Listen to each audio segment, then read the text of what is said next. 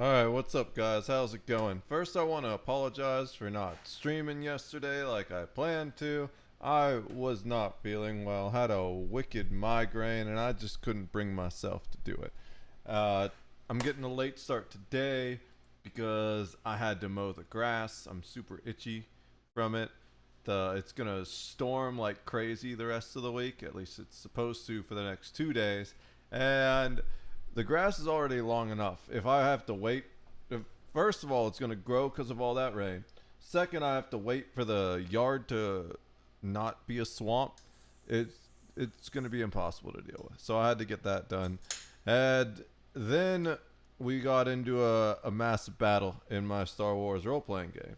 And I thought about streaming during it. Technically, it's still going on, but we're pulling out. I've got a timer to, I probably shouldn't say that in case someone on the other side is watching, but the possibility is next to nothing that someone on the other side is watching.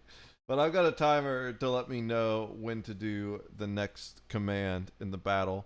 That's going to go off, and other than that, it's good to see you guys. I'm going to eat some hot dogs. We got our hot dogs with black pepper and provolone cheese and ketchup. We're gonna watch some videos. Let's get that scene up. Switch to. There's two Atozi videos right now.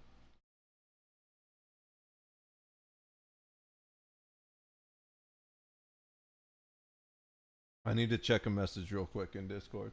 See if has anything to do with the battle.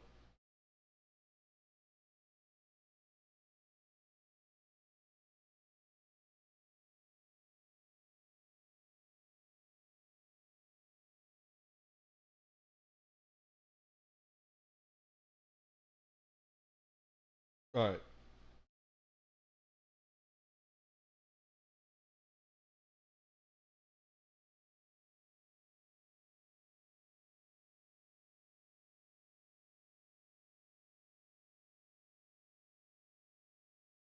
Cool. I think we're good for now.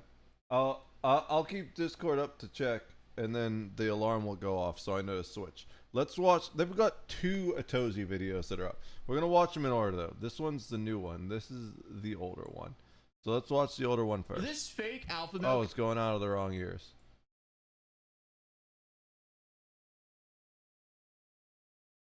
coach basically just lost everything as his main platform and way of reaching his audience, Instagram, has now been taken down. Then Oh, he had damn. a public breakdown on YouTube and is desperately clinging on to the last shreds of his alpha male empire. Yeah, being angry is actually a blessing. Because what I love all these idiot alpha males that talk about handling your shit, and then one little thing goes wrong in their lives, and they obviously can't handle their shit.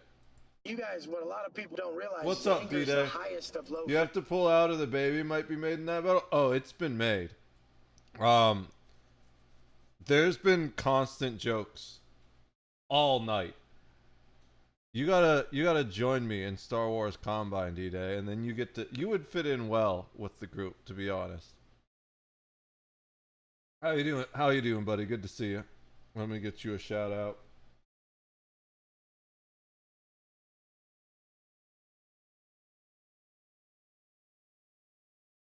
You gotta make a kick. Do you have a kick? Let's see. Something went wrong. See, no one has your kick yet. You should make it. Everyone's switching to kick. I saw that Asmongold and Tectone streamed on kick now, but apparently they deleted Asmongold's stream. I think he made way too many subs. I'm pretty sure Kick loses money on subs. So that's probably why they deleted his account. I have a Kick? Well, then why is it not the same name? You just haven't streamed on it, maybe? Yeah, I remember you talking on Kick before. But I guess you don't count because you haven't created like a streamer profile. Oh, wouldn't let you have the same name? That's weird. You're gonna curse yourself with that number, dude. No, that's bad juju. Change it to something else. frequencies. You can stop yourself at anger. You can just get angry about a situation and then notice the anger and then go right into exercise or something positive like helping people like this. Then you can elevate yourself back to a state of This neutrality. man is the And then you last can man go to be into a state talking of about What is he even helping talking people. about? So yeah, apparently we're back to the live stream therapy sessions from a man who once said crying was a weakness, and yet here he is on stream, spiraling over losing his Instagram account. Wes goes live and starts begging people to ask him questions like it's an Instagram Q&A, even though his Instagram is gone. It's the kind of sad irony that writes itself. So we're live here, and that's how we'll do it. Start going live. I wanted my normal name. Technically, I would just be D-Day if I could. I mean, yeah, but you've kind of established a brand as D-Day Live now.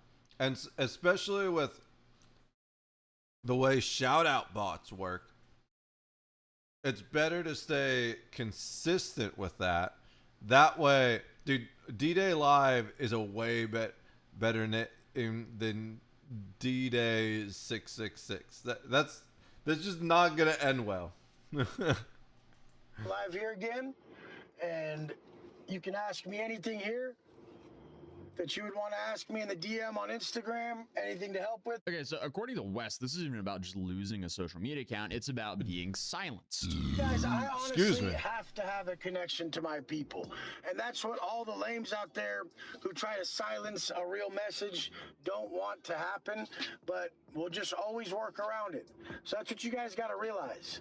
You guys got to realize that there is always a way around everything. Yeah, sure. Wes has always found a way around everything, except a felony battery charge, Instagram termination, and his own ego. But let's backtrack a little bit for anyone who's still catching up to this saga. So this is like my 4th video on this guy, but if you don't know, Wes Watson, he's a former convict who turned a self-help influencer. He did 10 years in prison, got jacked, got out, started yelling on his phone, and somehow convinced thousands of people that shouting and steroid-fueled rants were a viable business strategy. He sells personal coaching, but according to his Reddit threads and reviews, half the time he goes to clients, reschedules endlessly, and just doesn't deliver what he promises, even though he claims his clients have a ton of success. I had someone sign up yesterday to become a coach, and then he signed his A beastly gamer? Yeah, but you're playing with fire, dude. Alpha gamer? No, that's like the biggest beta gamer shit ever. 666 is for like edgy kids that haven't grown up yet, dude. his first right after our call, 2 hours after, he signed his first $750 That's client for something 3 months. that's something Wes Watson He would paid, do. $7,500 for 3 months of the Do program. you want to be The this rest of his guy? life, he'll have this knowledge and I he'll know share it. you're already bald, but do you really want to be this guy? How could a guy sign up for a course and 2 hours later sign a client because of the course? It just doesn't seem like these two things have anything to do with each other. And naturally, that's just assuming that the story even happened to begin with. Wes, With that as your name, you're just a few neck tattoos and expensive chains away. he got famous for preaching discipline and accountability, and then got arrested for beating the brakes off of a dude at his own gym in Miami. I came up to him and he said he wanted to fight me. So I came to the gym and they jumped me. Like two of the guys they're hitting me with a weight, and then he hit with a weighted belt. And they were pulling my hair and they were beating me up. Okay, before we get anywhere, did you physically make contact with him, or did he? No, I didn't do it. Are you sure? Because there's cameras and everything. They literally attacked. They hit me first. So he's now facing up to 25 years in prison for felony battery and aggravated battery, and the state attorney wants to throw the book at him. Well, newsflash, D-Day the name I went by since I was a kid was Doomsday, to be fair. Yeah, but that's the opposite. You know who brings about Doomsday, right? It's Jesus. He comes back and he starts fucking shit up. If you put the 666 on you, then you're choosing the other side, bro. You don't want to be on that side. Because of his past convictions, which, I mean, there's not an update on that case right now. Oh, It's hold still on. pending. But I what gotta really jump surprises out. me is this guy is more. I gotta jump out. All right, it's pull out time. Well, we gotta pull out in 30 seconds. I'm just being Proactive.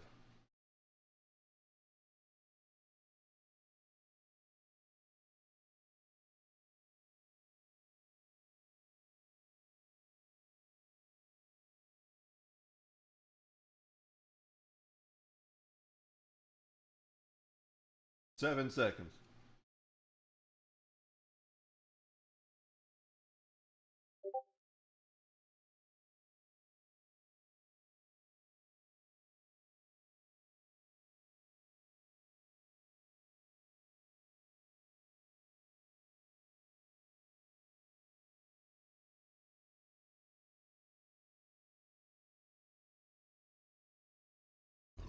I misclicked because it reloaded while I was clicking. Excuse me.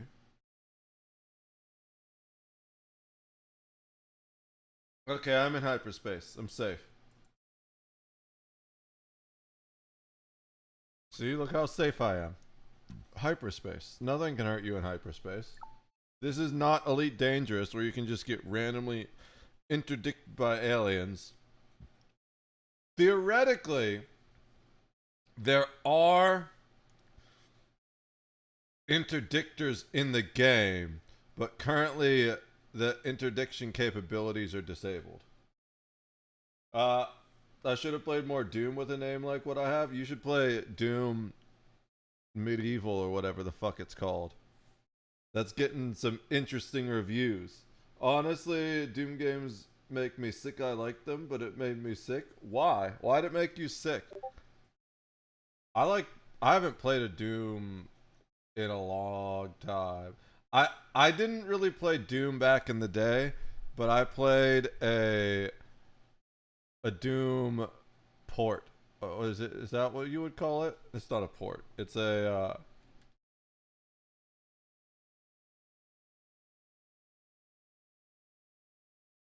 it's like a reskin.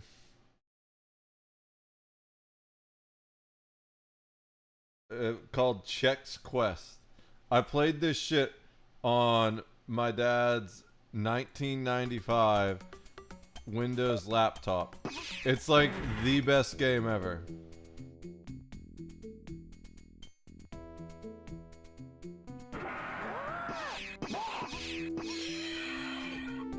It's so good. It's actually hard as fuck. This guy's doing great. He hasn't hit any of the hard things yet, obviously. Those are just the basic creatures. Of course, you get to stuff eventually. Dude, he's real good. He doesn't miss a shot. It's kind of hard to aim these earlier guns because they don't like give you a reticule. They don't have any fire on them. The later games will the later guns you can see like where you're shooting a bit. Dude got hit. Alright, anyways, we're done with that. So good though. I played that instead of Doom when I was a kid. I do have one of the Dooms though. I played a little bit of one of the Doom remakes. I do have one of the Dooms on my computer, well, on Steam. Which one do I have?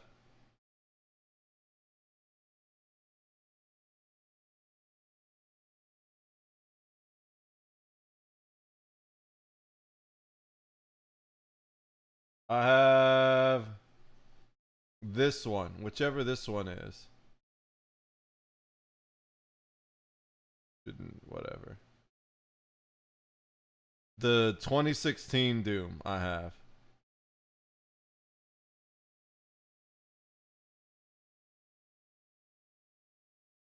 Also, dude, just watch on Kick. There's no ads on Kick.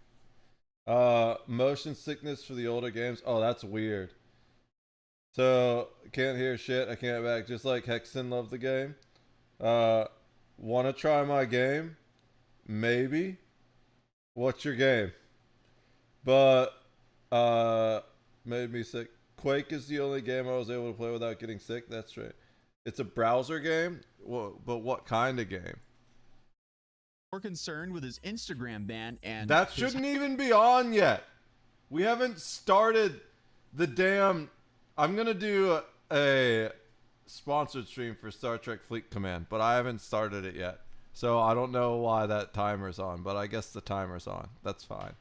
I'll worry about editing that stuff sometime this week and do that sponsored stream. But don't. I mean, I guess if you want to click it, you can, and you can download the game early. But don't worry about the link in chat. I don't know why the bot's doing that. For guessing where pictures, nah.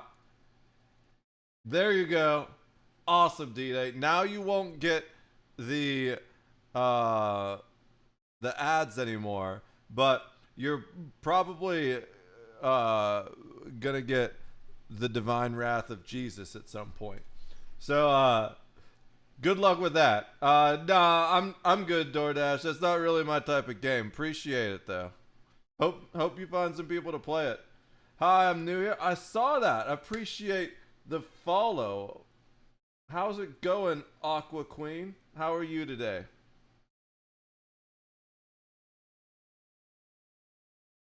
tight. So We're just chilling, eating dinner, watching some Atozi videos. I love Atozi videos. Let me share the link so I don't forget. I'm bad at sharing links sometimes. There's the link to this video. Go ahead, give this man a like and a subscribe if you haven't yet. My favorite YouTube commentator. fast forward to this present day. His Instagram, which was I'm basically tired, but not too bad. Yeah, same thing. I had to mow the grass today because it's supposed to storm tomorrow. And I got a decent sized yard and just a little push mower. It's a good workout, to say the least. Thanks for asking. Yeah, you're welcome. Thanks for being here. Okay.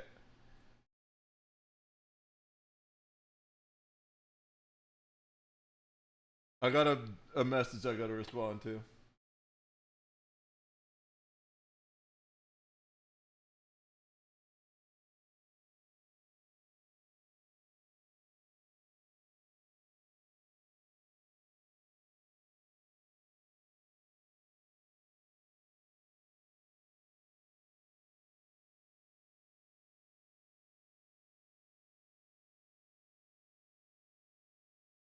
One day OBS will be overthrown. I just learned about Mauled was going to be replace OBS, but Mauled still needs work. Well, I've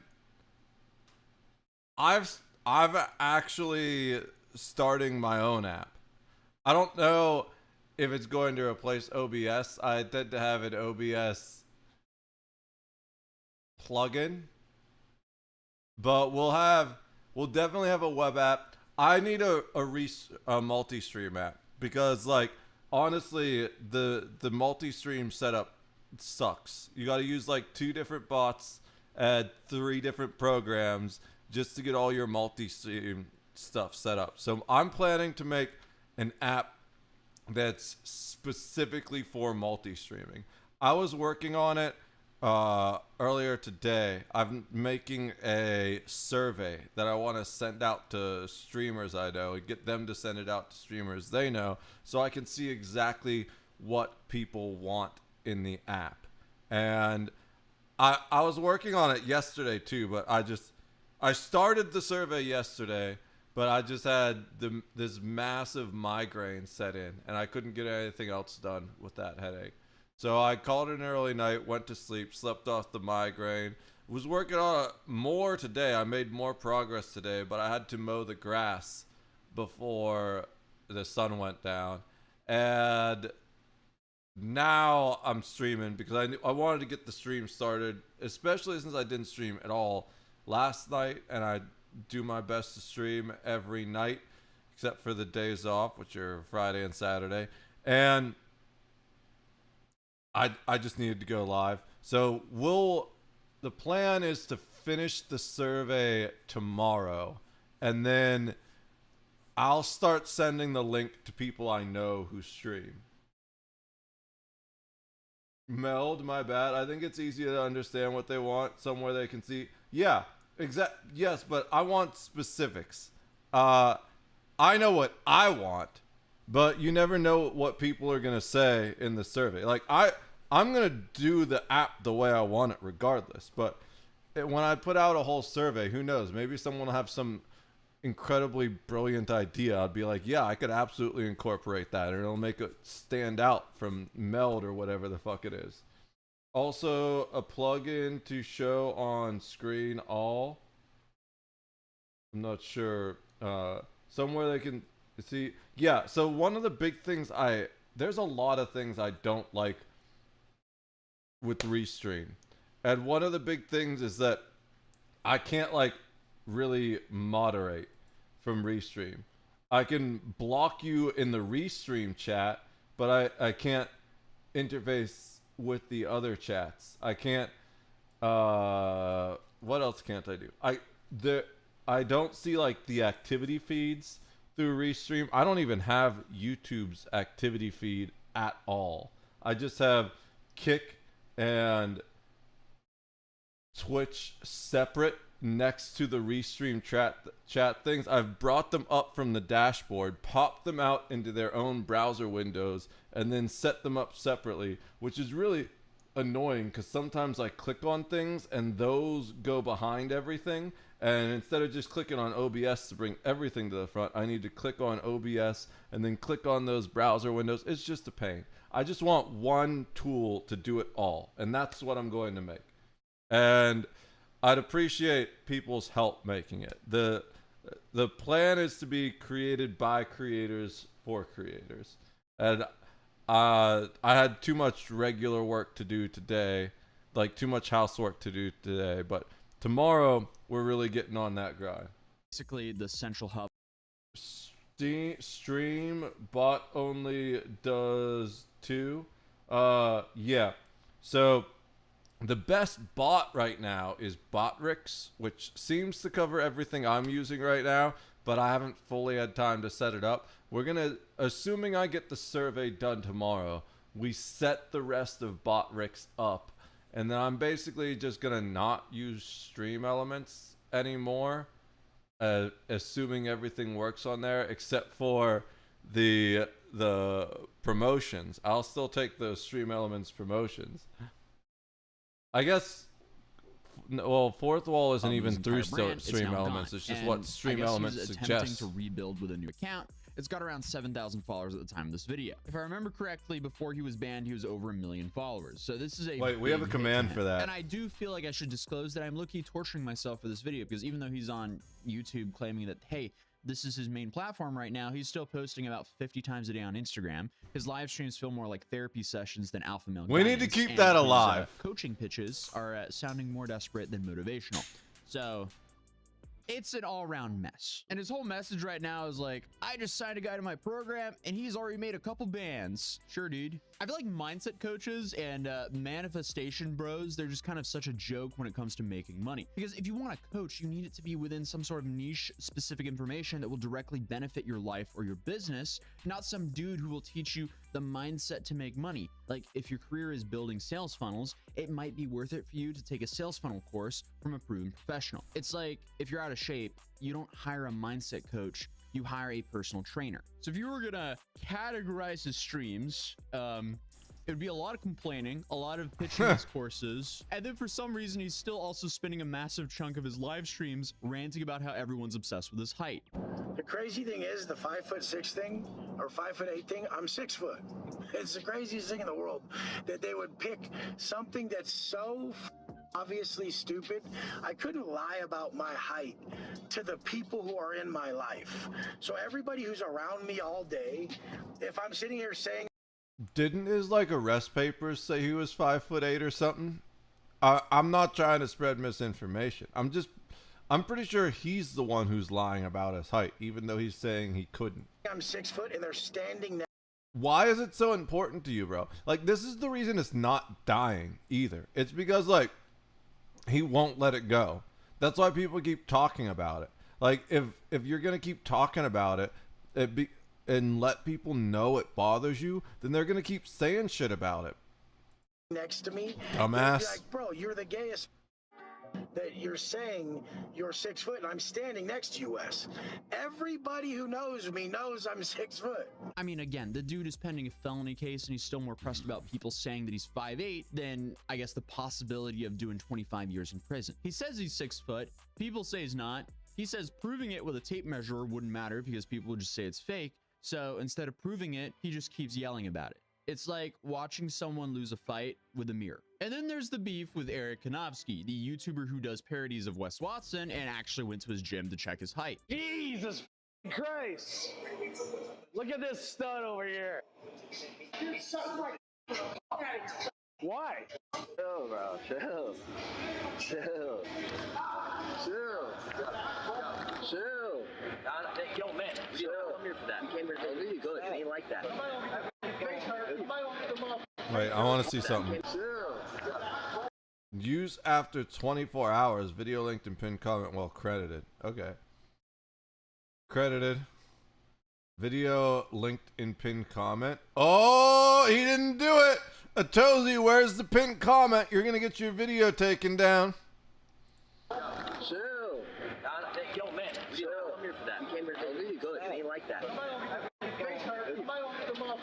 Also, thank you for the follow, D-Day. I didn't see that. Yo, what's up? We did it.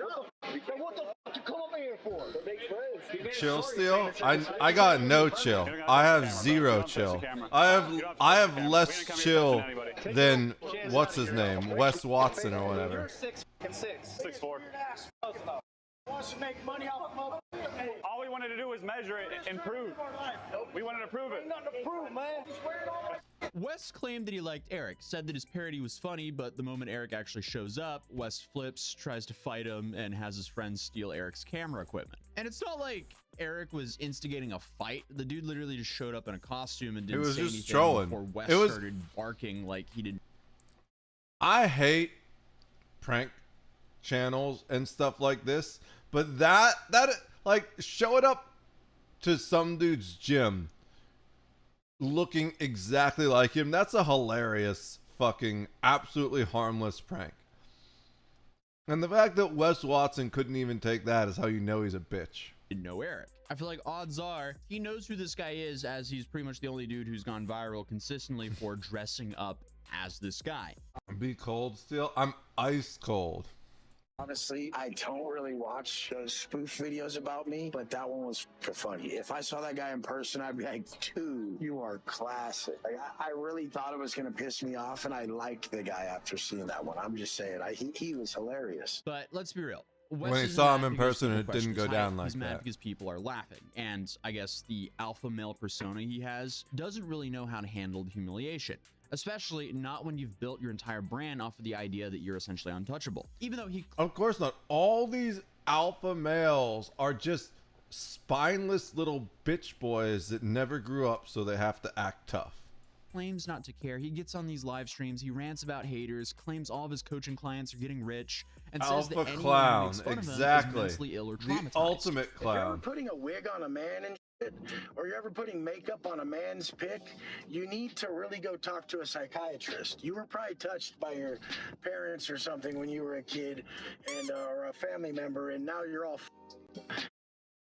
Dude, What? Like, and this is what really makes the downfall of Wes Watson so fascinating, because it's not just a guy who made some bad choices. It's a guy who's built his identity on being above everyone else, who tells people to control their emotions while letting his own emotions ruin his own life in real time. Can you guys share with our viewers what you do for a living? What do you do for a living? I'm Wes Watson. Tattoos Everybody on the knows head who is I a am. wig to me, right? What's your name? Wes Watson. I mean, so he says that he's the strongest, the smartest, the richest, but when his social That everybody knows who I am gets me every time, because I had no idea who he was until he started crashing out and people started reporting on him ruining his life.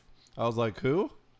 media is gone, when the legal system closes in, and when his viewers start tuning out, he seems to be just another insecure man screaming into the camera. The latest Yep. meltdown over Instagram just shows how fragile Literally he really exactly is. what he Maybe is. he can bounce back. Maybe he'll keep spiraling. Who knows? But Oh, he's just going to keep spiraling. All right. Let's watch the other Atozy video.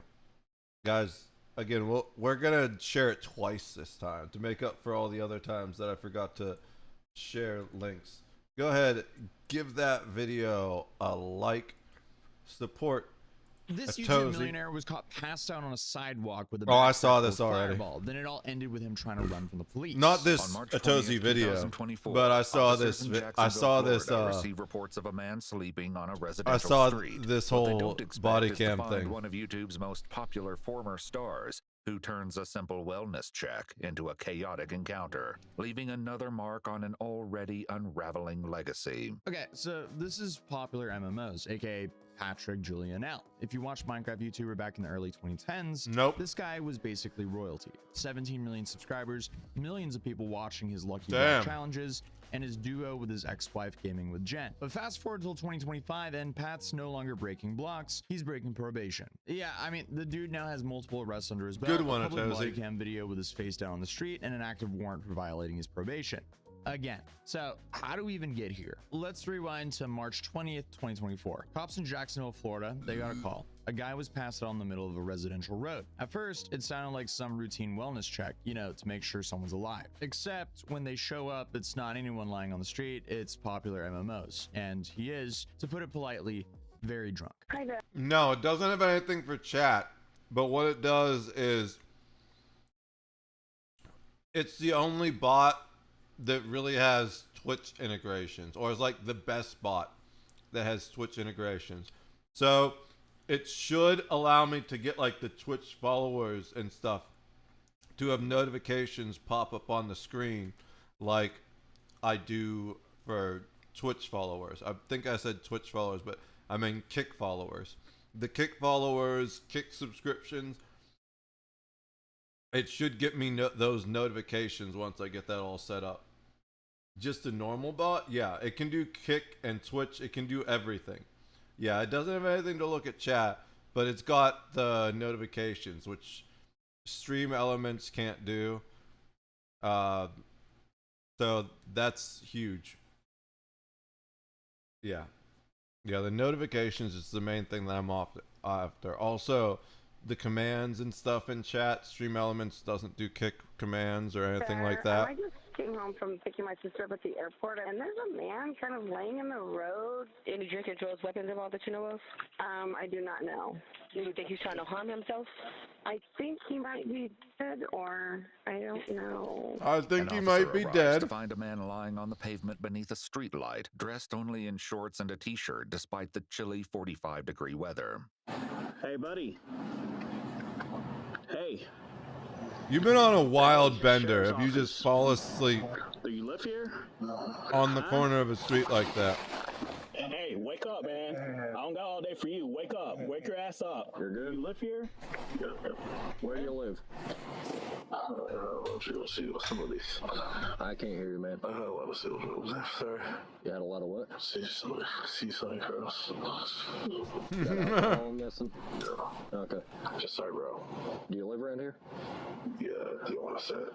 Do you have like an ID on you by chance? Oh, okay. See, okay. I mean, it's always sad to see someone massively overachieve to then just get rebalanced by poor choices. Obviously, this dude's sloshed. But I the cops shouldn't be decided to laughing unplug at his it, but phone that and guy start is just car while he checked his absolutely ID in his blasted. backpack. Then they find some tree and a whole lot of Fireball. I'm gonna glove up before I start touching weed and a ton of Fireball. Homie, Yeah, he gave the cops permission to search his stuff. Never, ever do that. It doesn't matter if you don't think you've done anything wrong. They're going to find something wrong, you know? There are lots of things that could be illegal and you don't know. And one of the things that people don't realize is even though weed is decriminalized and even legal in many states, it's still illegal on the federal level. So like, there's always the potential that if you have weed on you, a Fed could come jam you up. You don't want to deal. Just don't give the cops permission to do anything. Follow all their orders, but do not consent to any searches or seizures, and learn to invoke your Fifth Amendment right to stay silent. messed up. Also, weed amount is still a thing in a lot of places, but yeah, he didn't have that much. They say it was a lot of weed, but it was under 20 grams, which if you know anything about weed, that's not that much. They could jam you up as a dealer. Usually only if you have like an ounce or more. Bruh. That's why I asked. I knew. Yeah, I don't know what Pat's been doing since the Minecraft days, other than being arrested a couple times. Also, sometimes you need to have, depending on the state laws, sometimes you need to have it like packaged in individual baggies or something. If you have it in individual baggies and you have an ounce on you, then yeah, they'll get you for dealing.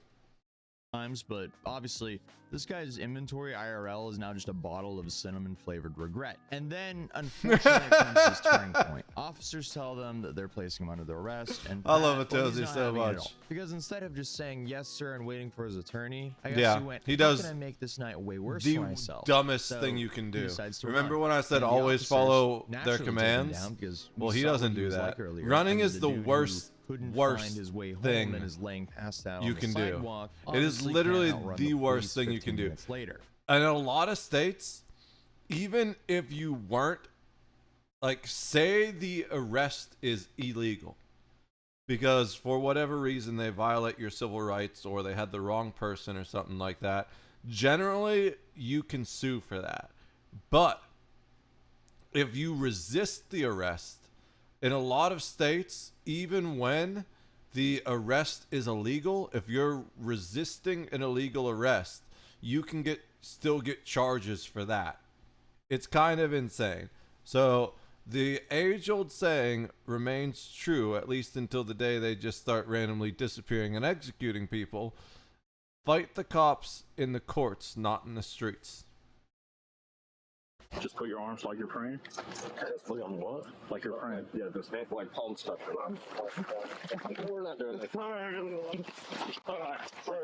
261 fighting one. Kill 261 fighting one. I mean, he was almost there. He said earlier, talk to my lawyer. He should have left it at that. But also, Exactly. it's not like you're known for making logical decisions when you're drunk. Well, the police go way overboard here, as it seems like he stopped resisting. Not just drunk, drunk, I would say, based off this guy's history. As soon as he got to the ground, but that didn't stop the cop from screaming that he was going to tase him like 5 times while kneeling on his ear. I have to be careful with how much I show here because I want this video to not be age restricted, but overall just watching this full arrest makes me sad, as it's sad to see Pat like the whole this, and it's video also is just pretty sad rough. to see the police be this unprofessional to him. But they get him cuffed after what's described in the report as resisting with violence. I mean, I guess nothing screams former Minecraft YouTuber like getting tackled during a streetlight brawl while yelling about your lawyer. And I don't know if this is the worst part of it or not, but he's not even close to being the worst offender of some of these Minecraft YouTubers. He's actually doing pretty okay compared to some of these other ones. I'm pretty sure one of them is still in jail for another decade, but he was ultimately charged with Minecraft resisting YouTubers. violence and marijuana possession of under 20 grams. He pled out, took a plea deal, 12 months probation, 100 hours of community service, substance abuse evaluation plus treatment, plus $1,000 donation to the Considering this guy isn't a pedo, he's like one of the upper echelon of Minecraft YouTubers. He's like, oh, a Minecraft YouTuber that didn't touch kids, that's a minority. police memorial fund, and a handwritten apology letter to the officer he assaulted. I didn't know that you could be forced to donate to the police. That's the first time I've heard of that. So essentially, this is kind of like a court-mandated YouTube Was he- That's the first to the officer he assaulted. I didn't know that you Yeah, could be that's- forced to donate that's- to the I police. didn't- that's the first strange. time I've heard of that. Maybe it was a essentially, this plea is kinda deal like thing, but I don't know. YouTube apology video, but in a handwritten letter. But if you thought that was the end, I'm It so might have been a sorry, it plea gets deal worse, instead because of- in January 2025, he failed a drug test. He claims someone at a party gave him a pill that he didn't know what was. I don't know if we want to buy that one or not, but this led. But here's the thing. If you're, first of all, even just without being on probation, why are you taking pills that you don't know what they are? That's a good way to fucking die. Second, if you are on probation, why are you going to a party like that? Why are you going to a place that has pills? Why are you popping pills that you don't know what they are while you're on probation? This is just pure ultimate top level human stupidity. I feel old. I never played Minecraft. I think I played it once. Like, I think I played it once for like 5 minutes. I was like, nah, I'm good. I've played a different... I have played a survival builder game, but it's Space Engineers. It is a very, very different game. It's kind of like Minecraft in space, but it actually looks good. Oh yeah, that's right. They're coming out with the second one soon. But like, you build spaceships. This is Space Engineers too. Let's just do... And establish a power source. Once that is done, this game will reflect a lot on your skill, but also your creativity. And this is designing and constructing.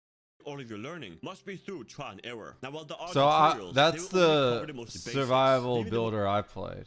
How many hours do I have in it? Let's see. Space Engineers.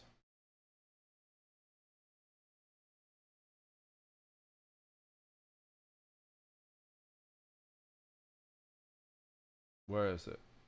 We're in the S's.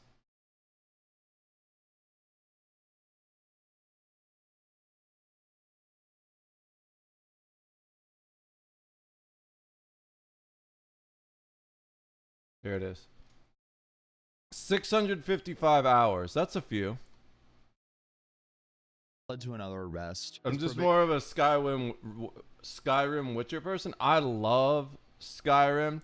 We're eventually gonna play the Witcher games here. I mostly played Skyrim on my Xbox 360. I do have Skyrim VR, but last time I tried that, I had trouble getting it to work. Where is Skyrim? Oh, it's gonna be Elder Scrolls.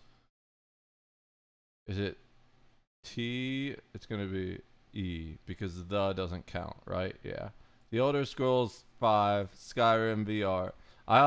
Elder Scrolls Online is probably my favorite MMO of all times. I also have Witcher 1, 2, and 3. We're going to play through those at some point. It says I played 107 minutes of this, but I don't remember doing that. Either I was insanely stoned, or I was just booting it up trying to get it to work on my old PC, and I like left it logged in or something. But yeah, we're gonna play through those at some point.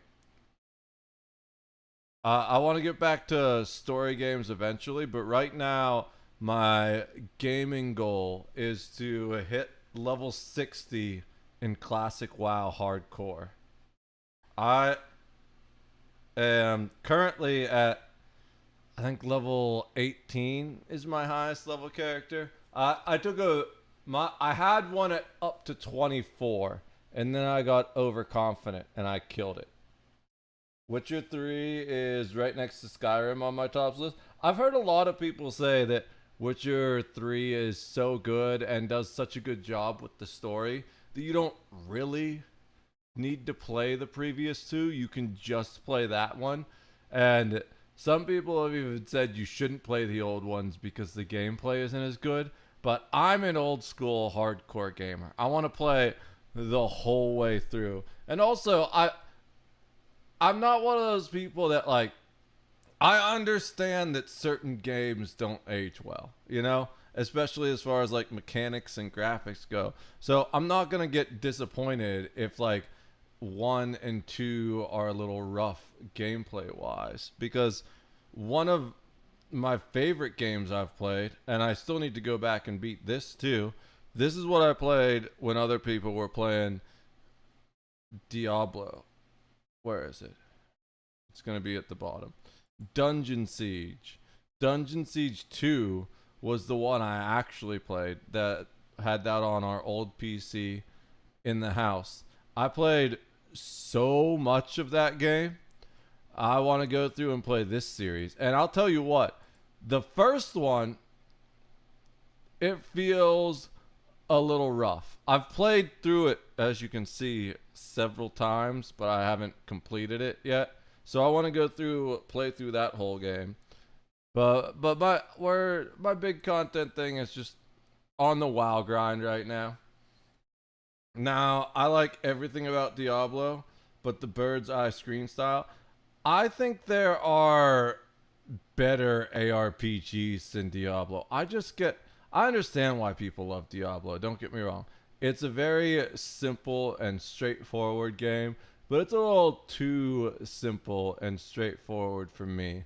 I love depth and complexity. I can understand why you don't like the bird's eye view, though. A lot of people feel that way.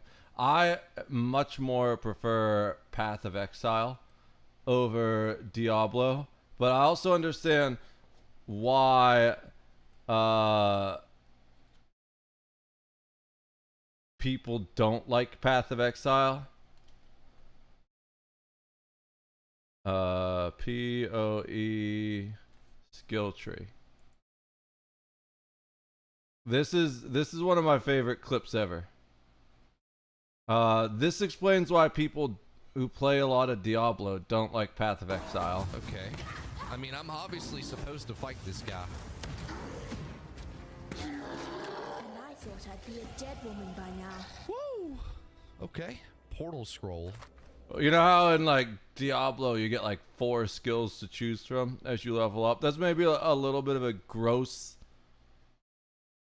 oversimplification, but it's like pretty straightforward, right? You're just like, well, I go with the Frostbolt or the Firebolt. This is what your skill tree looks like in Path of Exile. All right, so we're at the passive skill. Select one of the glowing passive skills to allocate a point.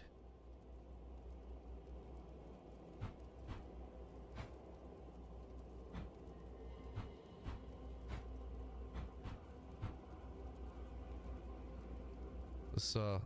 Oh wait. We need to see his camera. The camera makes it. You got to watch the guy's face. Let me move my camera.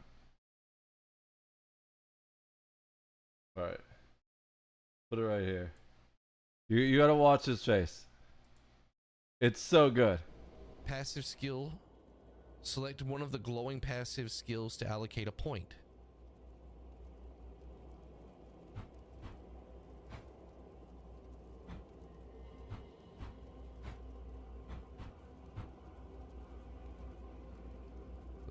Let's zoom.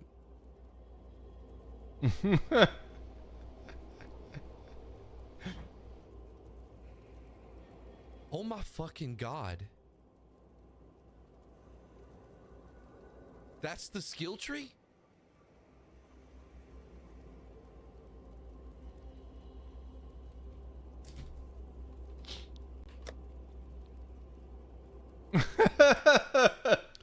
Well, you know what? I really enjoyed Path of Exile, guys, but yeah, let's switch to a different game. You guys want to play some Diablo? You saw that skill tree? Oh my god. I feel like I need a drink after seeing that shit. I love Path of Exile. I love things being stupidly complex and nuanced, like builds in Warframe. Now don't get me wrong. I love everyone and respect everyone that plays Diablo, but I played it during the free weekend and I got bored of it pretty quickly. It just felt repetitive really fast. To use Kick 2-factor, do I need the app? So for 2-factor on Kick, you use Authy or another authenticator. So there's like Authy, Google Authenticator. I think either one of those will work. I wear glasses, so I squinted the whole time. Yeah, I'm sure. Oh well, the first I wear them too. I probably need new ones, but you know, if they ain't broke, don't fix them. Well, I can see well enough for now. While all those skills, yeah, there's a lot of skills in PoE.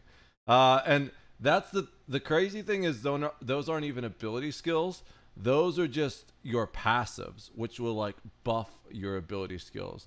To actually build your skills, you need gems, and the gems are equipped, and then the gems give you abilities, and then you can get other gems that modify what those abilities do. It's absolutely insane to build a character in Path of Exile, and I love it. This tree has branches for sure. Would definitely be a while choosing, yeah. Well, the nice thing about it is it's like a slow progression, right? If you go back and look at the start, let's go Hobe real quick. You basically start going either caster or physical damage. So if you look at the original I'm obviously supposed to fight moment this he does it. Let me put my cam back. I'm obviously supposed to fight this guy. You guys saw his face, but all right, so so if you look, you basically get to start spell damage and mana, or you do like health and life, I think, and then from there you kind of focus into different areas. Passive skill. Yeah, energy shield and one of the mana. glowing passive skills to allocate a point. And the other was max health, I think.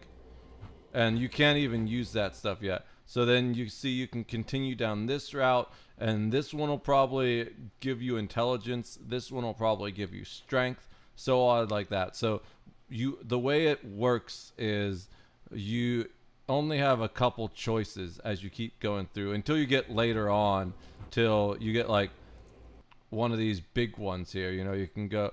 The more difficult part becomes these crossroads, right? Where you need to pick your path and be like, well, do I want to go for like an axe build, or do I want to go for a sword build? That's when it starts to get more complicated, because then you need to figure out where you're going from there. Oh my fucking god. I love Path of Exile though. We need to play the second one. I still haven't beat the storyline of the second one. Yo, what's up, Snow Ninja? Good to see ya. It was so simple. I mean, I love Lilith. I mean, everyone loves Lilith. How's it going, Snow Ninja? What are you up to tonight? Let me get you a shout out, guys. Please check out Snow Ninja. Absolutely awesome, top tier content creator.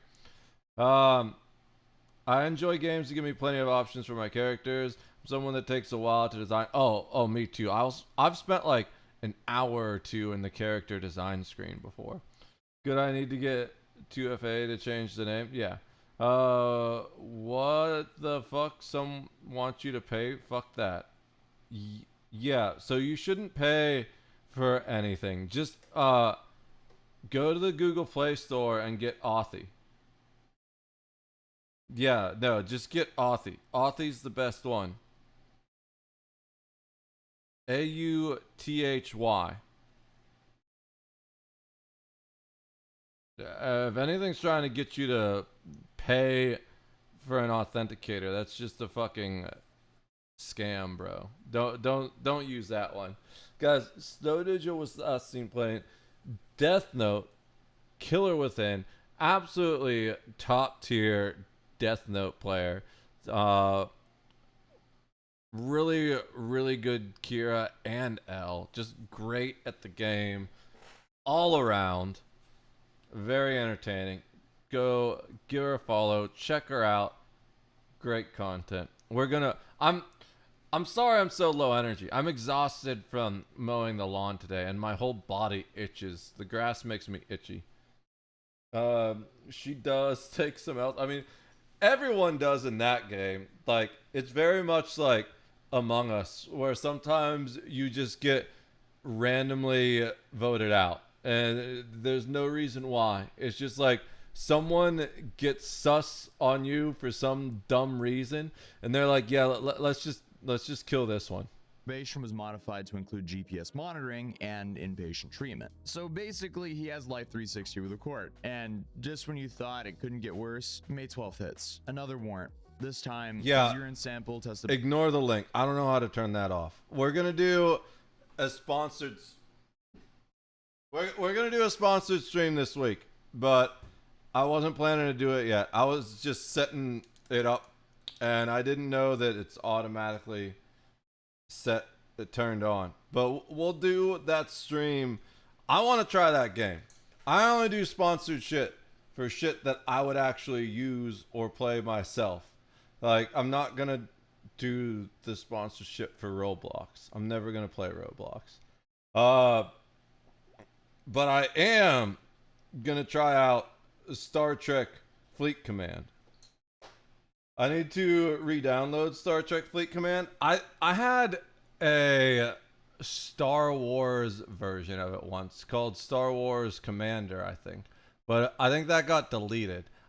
When I worked at when I was a line cook at the first place I was a line cook, actually, my kitchen manager, we bonded over that game because he used to be a whale in that game, which I think is hilarious. All those base builders are designed just to suck money out of you.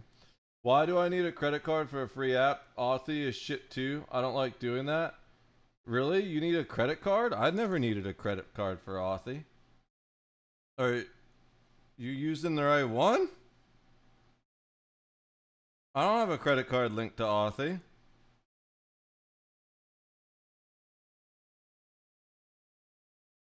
I don't even see any place to link a credit card to Authy.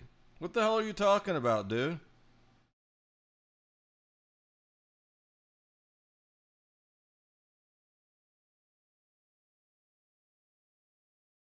Are you on Android?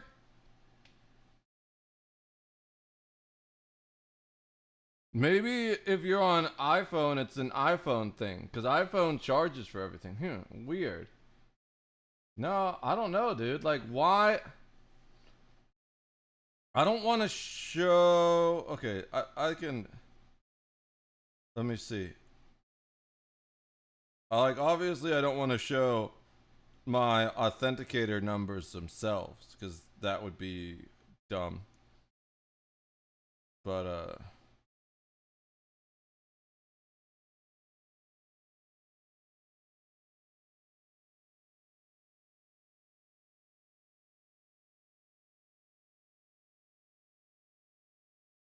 Wait, never mind. I think I had the wrong one. Yeah, I think they changed the name. Now it's called Twilo Authy Authenticator.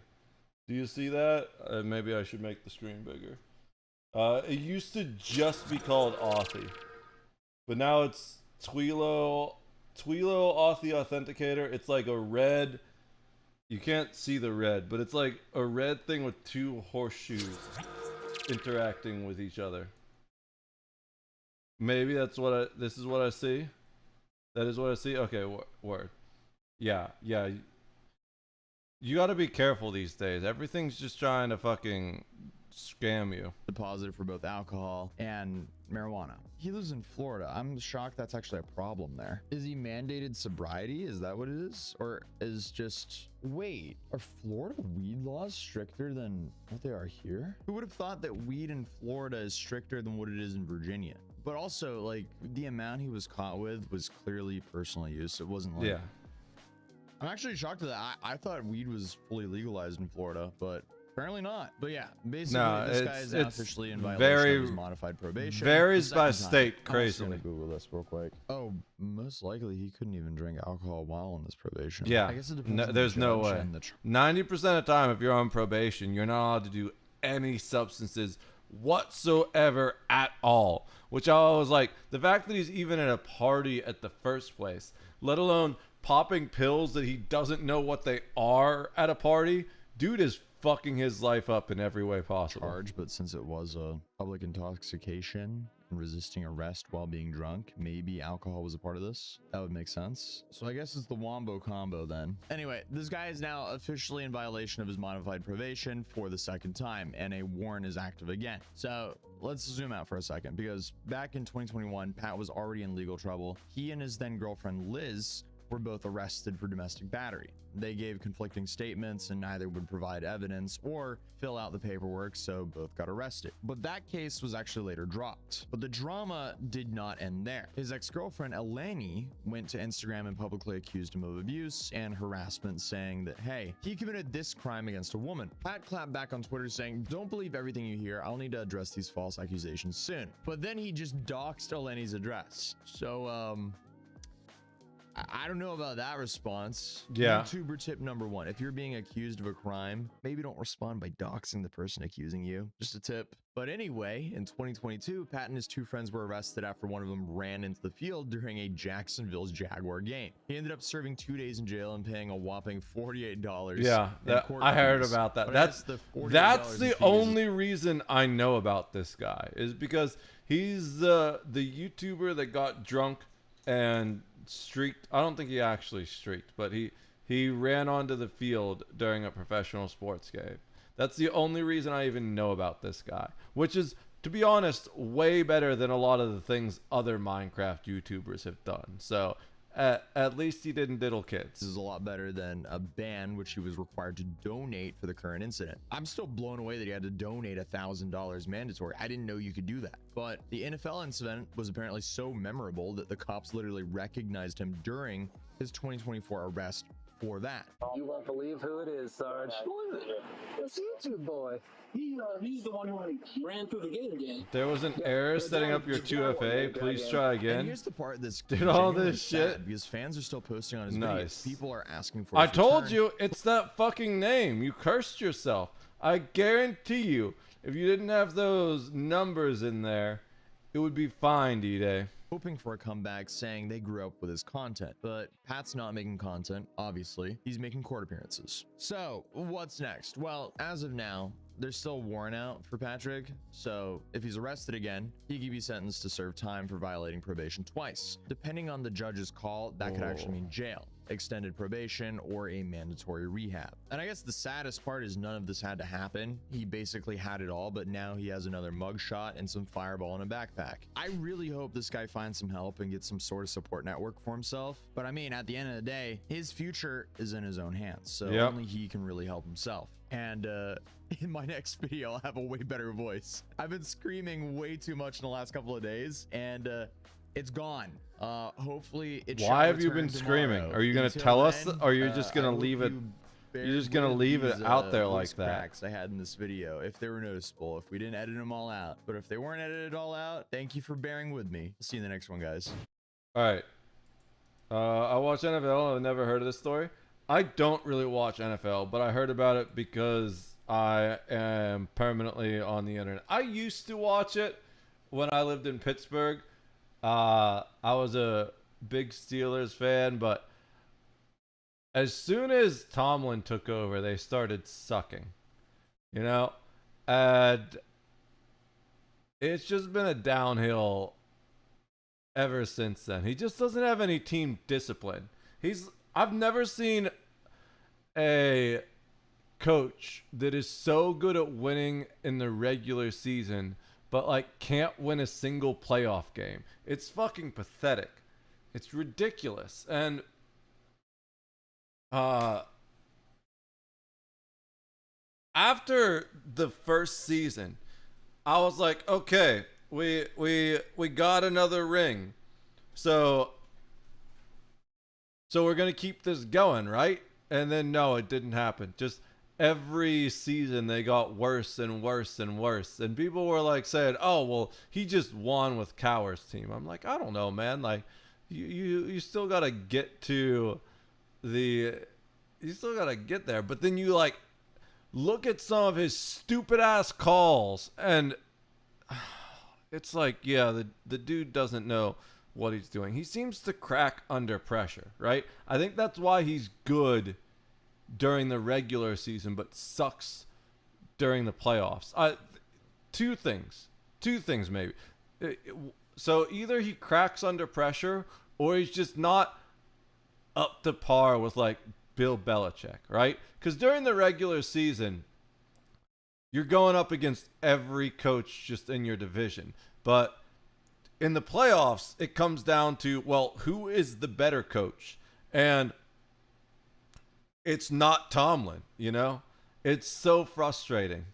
And they've done all these changes, like changed the offensive coordinator, the defensive coordinator. Honestly, what I'm seeing going on with the Steelers is the epitome of what I watch going on with most corporations and hell, the fucking government itself, where it's like when the ship is going in the wrong direction, the only person who is at fault for that is the captain.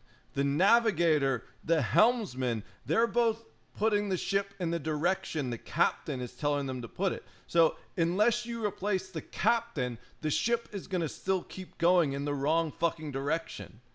It doesn't matter how many different offensive coordinators you get if the head coach's offensive plan sucks. Better now. You have to refresh to see it, and it worked. Cool. Just need good apps to multi, and it would do it. Oh, yeah. I'm working on that, bro. I'm a Ravens fan. Ooh, gross. I'm kidding. The Ravens don't bother me too much. I find the Browns more annoying, to be honest. The Browns piss me off.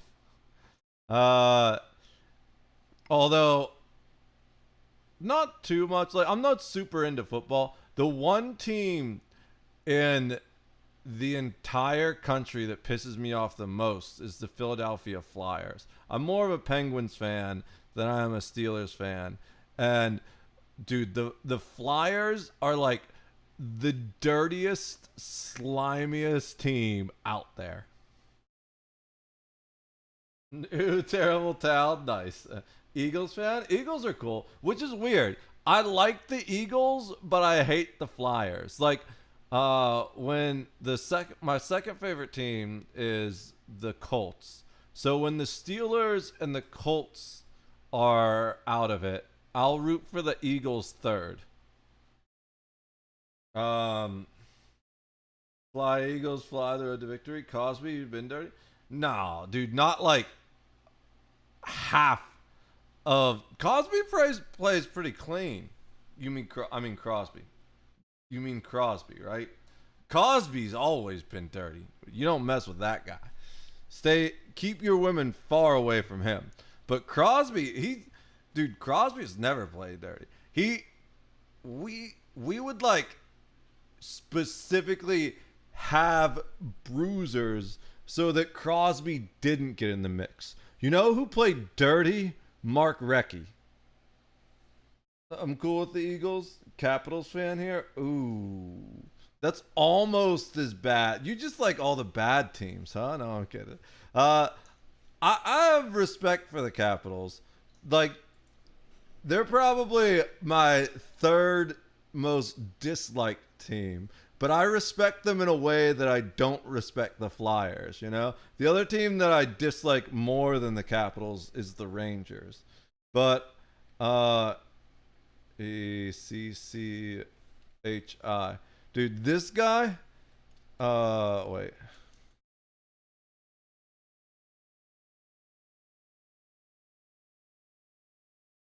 I guess he was on the Flyers for a while maybe, but this was like our dirtiest player ever. And we had people like him specifically to cover. He's been on a lot of teams, huh?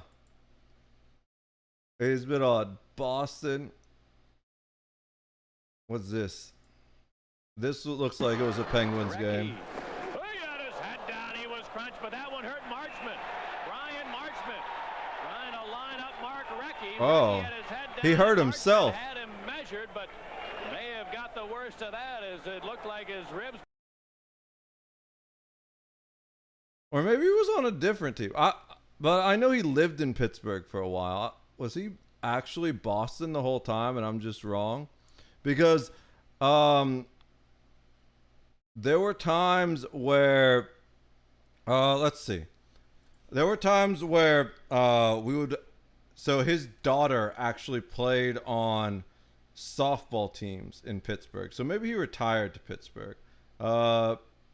Pittsburgh Penguins Bruisers.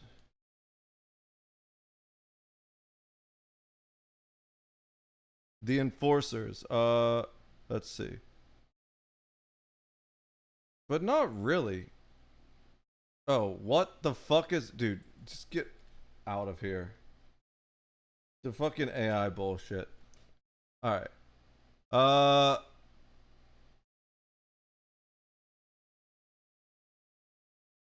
trying... There's a name specifically I'm thinking of. What the fuck is this website? Dude, fuck your stupid search engine optimization bullshit. Google is so dead. We need a new search engine. Okay. Let's see. Pre-Mario. We don't want pre-Mario.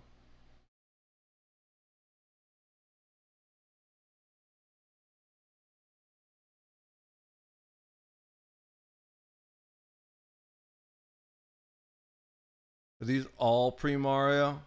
Damn it. Penguins history, toughest fighters. Battleship Kelly. Who? There's one specifically that I'm thinking of. These are all like 94 is the latest. Oh wait, no, Eric Goddard, but I don't really remember him.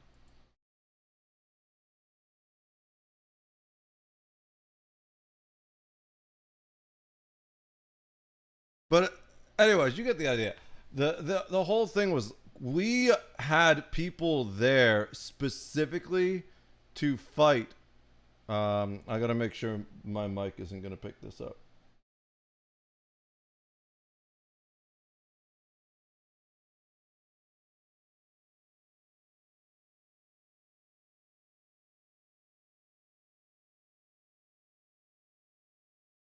We should just also do this so that... Why can't I switch scenes during this?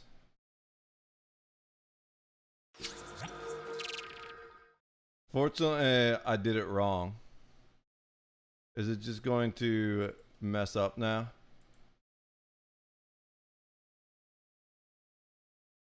Okay, no, it was just installing the ones that could install with that.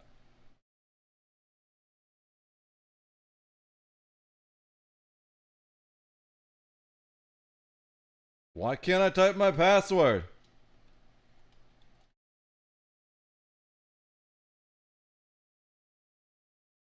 Okay, there we go. That's right.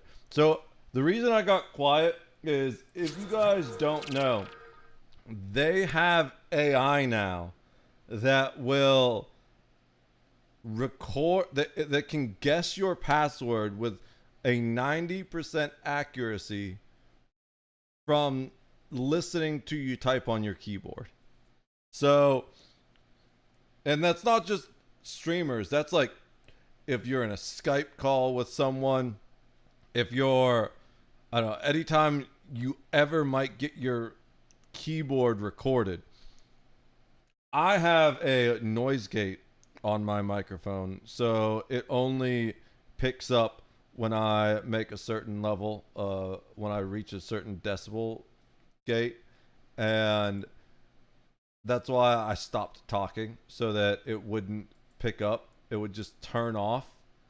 While let's see, there's some of these that I wanted to watch. Oh god, wait, isn't this old though?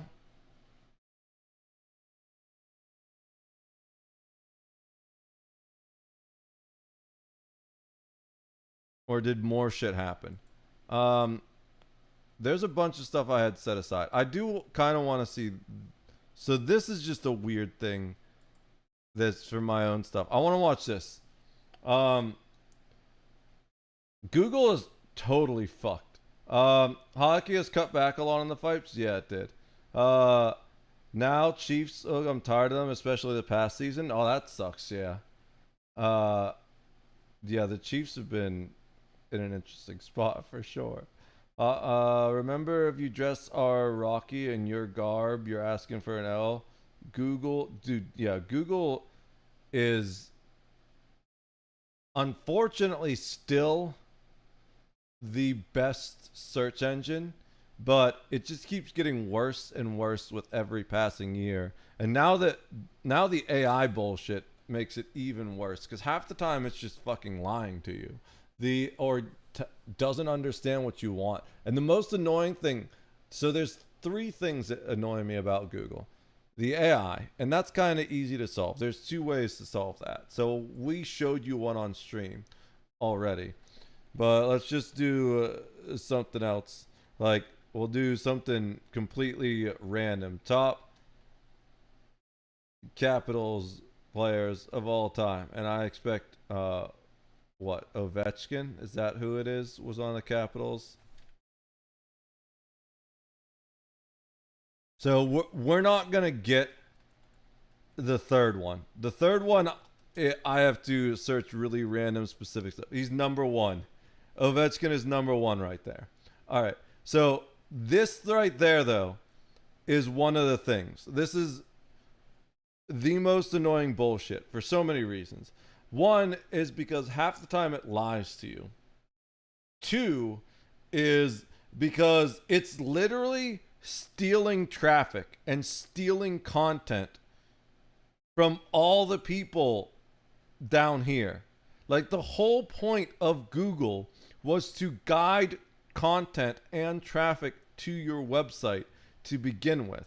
But now it just AI scrapes your website and shows people your content without paying you for the content it stole from you, which is fucking evil as shit.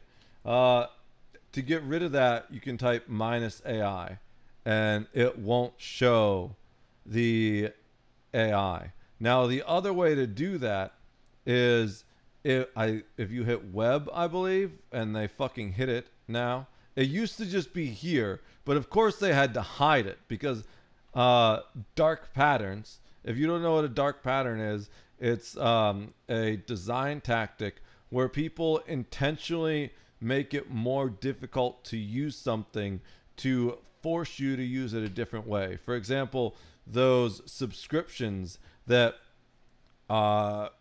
it's automatically checked to subscribe to you when you like buy something, and but to unsubscribe from it, you need to go through like 5 different checkboxes, and it's hidden with like a really tiny link that's almost impossible to find. That's a dark pattern design right here. Now, if you see, this didn't used to be in the drop down. They moved it in the drop down because one of the first tips that came out with how to avoid the AI was to click web, and then you get old searches, like regular searches. There's another thing that people use. There's a command that gives you stuff from before 2023 that people use to avoid just AI generated bullshit. If you aren't familiar with the dead internet theory, I mean not dark, the dead internet theory, it's that eventually we will reach a point where internet traffic isn't humans anymore, it's just bots. And unfortunately, we're already there. Like, let's go ask a bot. Let's have the bot tell on itself. All right. Let's go to right here. Let's have the bot tell on itself.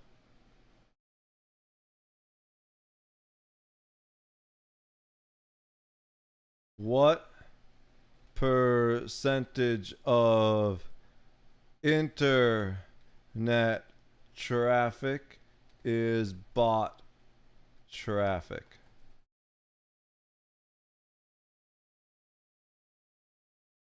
In 2023, bot traffic accounted for approximately 49%. That was 2023. Let's ask, what about in 2025?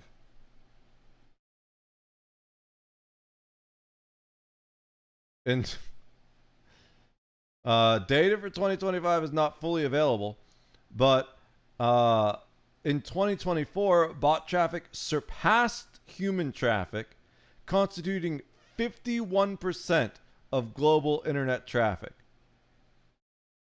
with bad bots accounting for 37% and good bots only 14%. More than half of the internet traffic in the world is not humans, and double the amount of those bots are bad as compared to good. The internet is fucked, boys and girls. Still on a bot. I know you are, D-Day. Key should make a different sounds. Type in ROMs, can't find shit on it, like it's trying to tell you it's bad to download. Well, okay, yeah. So that's one of the things. So the second thing is, there's 4 things now that you mentioned that. The second thing I was going to say is bad SEO. Because the SEO algorithms are pretty straightforward, people have learned to abuse search engines to make money off of spam websites with ads. And that's what that empty website was, right? It's like, why is there an empty website like that? Well, what we didn't see, because I have an ad blocker, is that website was literally nothing but ads. But we clicked on it because it was at the top of the search engine optimization. It was there was no content on there except for maybe like a few links and stuff, just stuff specifically designed to trigger Google's search engine optimization and put it at the top of the list. So it's designed just to make that guy money from people clicking on his stupid bullshit website. And it doesn't matter that there's no useful content on there because he gets paid just for them clicking anyways. So that's the second thing. Now we'll save the third thing I was going to say for the fourth thing. The third thing is what D-Day is saying, the censorship, where they make it hard to find. Like, I don't know if you guys noticed this, but top hockey, watch this. Well, let's actually go to Google itself. Now we're searching in with Google in the bar, but top, just to show you, it still does it on the website. Oh, it's gonna complete it this time? Of course it does. Let me see something that it won't complete. Maybe at best.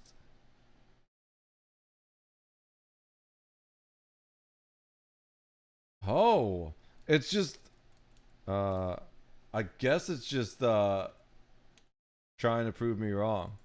But let's see if it does it in the bar. Best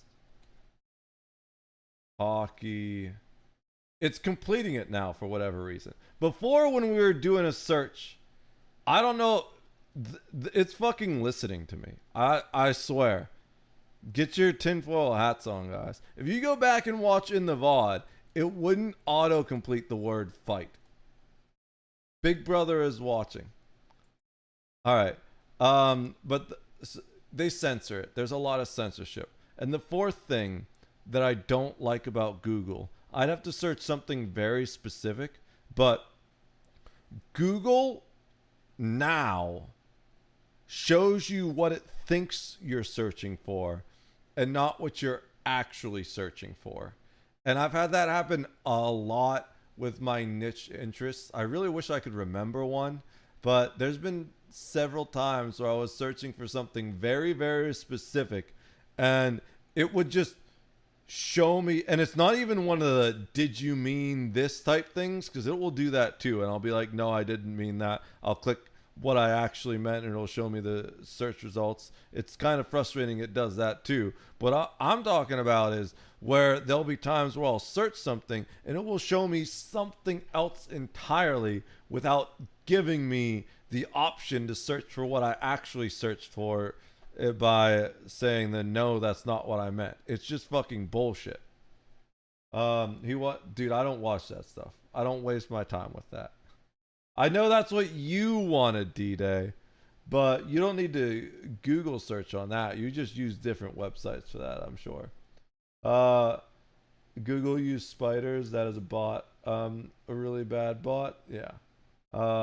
You guys thought it was a joke. I know it was a joke, D-Day. I was just busting your balls, George bro. Floyd was murdered in Minneapolis by former police officer Derek Chauvin. Today marks a somber day in Minneapolis and communities all across the United States and across the world. 5 years ago, George I didn't Floyd, know. a 46-year-old black man, was murdered by Derek We were Chauvin, getting. a 40. I actually forgot what this video was about. I just queued it up. I didn't know we were getting into some such heavy shit already. All right, let's white go. Minneapolis police officer. There is one person that President Trump should pardon from federal charges forthwith. It would be incredibly controversial, but I think that it's absolutely necessary. That person is Derek Chauvin. President Trump should, in fact, pardon Derek Chauvin. He should. He should pardon him his federal charges. All right, it's 5 years since the George Floyd incident, and now Ben Shapiro's saying that he should be pardoned by Trump federally. But I'm going to surprise you and tell you one thing. Ben Shapiro is lying to you. Again, I'm going to make sure I say it. Clearly. Ben Shapiro is lying to you, and he's trying to confuse. I'm pretty sure every single political hack is lying to us. That's why they're in politics. The situation. Let me explain. No, he shouldn't. So there's actually some fucked up stuff with the Derek Chauvin case, because the stuff that they convicted him on, well, the autopsy report doesn't necessarily corroborate that, which is unfortunate, because should the guy go to jail? Probably. But I also feel like justice wasn't really served, because when they did the autopsy, they found that there was no bruising on the guy's neck, nor any crushing of his windpipe, which means he did not, in fact, choke the guy to death. What he actually died from was a heart attack due to an overdose of drugs. Now, would he have a heart attack due to an overdose of drugs if he hadn't been yanked out of the car like that? It's possible he might not have. But the reality is that was absolutely mishandled as a police officer. But the reality also is that he wasn't killed the way he say he was killed. So it's just like a whole bunch of lying on both sides, and I'm not about it. I'm always about the truth. You guys know that.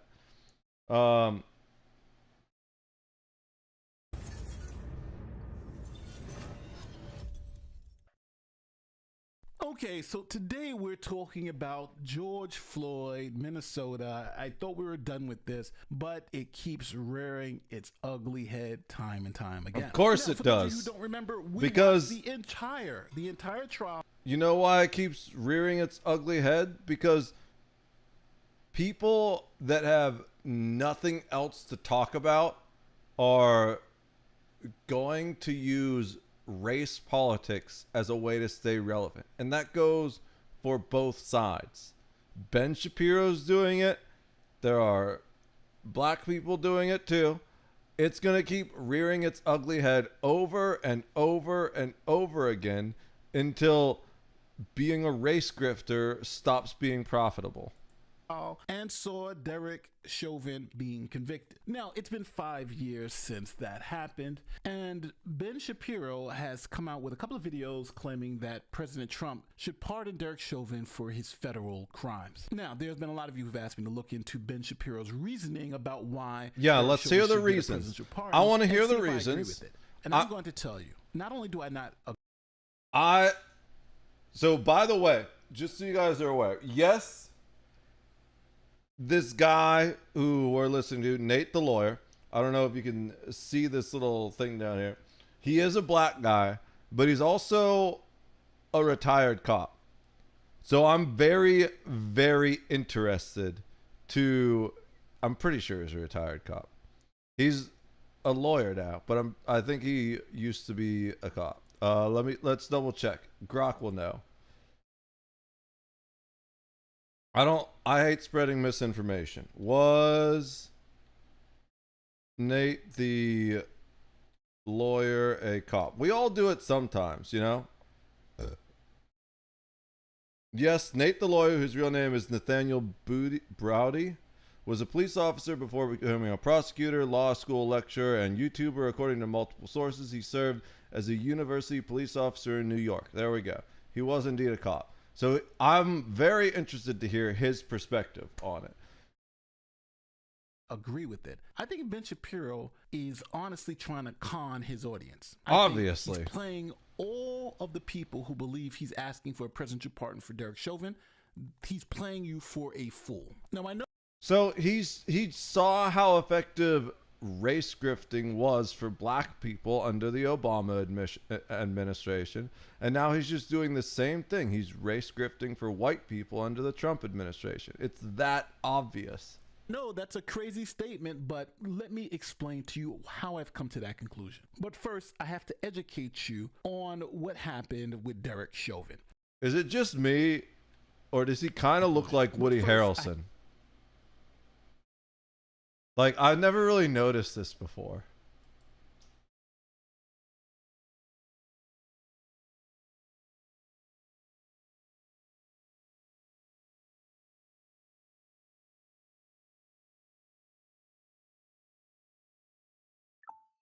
Like, do you not see the resemblance there? Holy shit. I have to educate you on what happened with Derek Chauvin. Derek Chauvin was prosecuted in two separate jurisdictions. First, the state of Minnesota, where he was found guilty of the... I just seen Woody Harrelson on a movie 2 nights ago. Dude, he's so good. I've never seen a bad Woody Harrelson movie. Even when Woody Harrelson was in a bad movie, his part in the movie was amazing. What movie did you see, Aquaquade? If the cop did get out of jail, he would never work in the force anywhere. That's not true. I wish it were true, but that's not true, unfortunately. Because what happens is the same thing that the Roman Catholic does with priests, the Roman Catholic Church does with priests that touch little boys, is they just move them to a different area. A lot of these cops that get fired for violating people's civil rights, they just go be a cop in some other state, some other small town where they're far away from media presence. And often they get hired really easily because usually it's these, not always, sometimes it's a small local cop that does it, but often these big cases happen in like New York City or Chicago or something like that. And then if you're a Chicago PD cop coming into like some backwater town, that they won't ever find anyone. It's very difficult for them to find anyone with your level of training experience. So not only are you going to get hired, but you're also going to get pretty good starting pay and benefits too. It was called Last Breath. I've never heard of that one. What was it about, Aquaquade?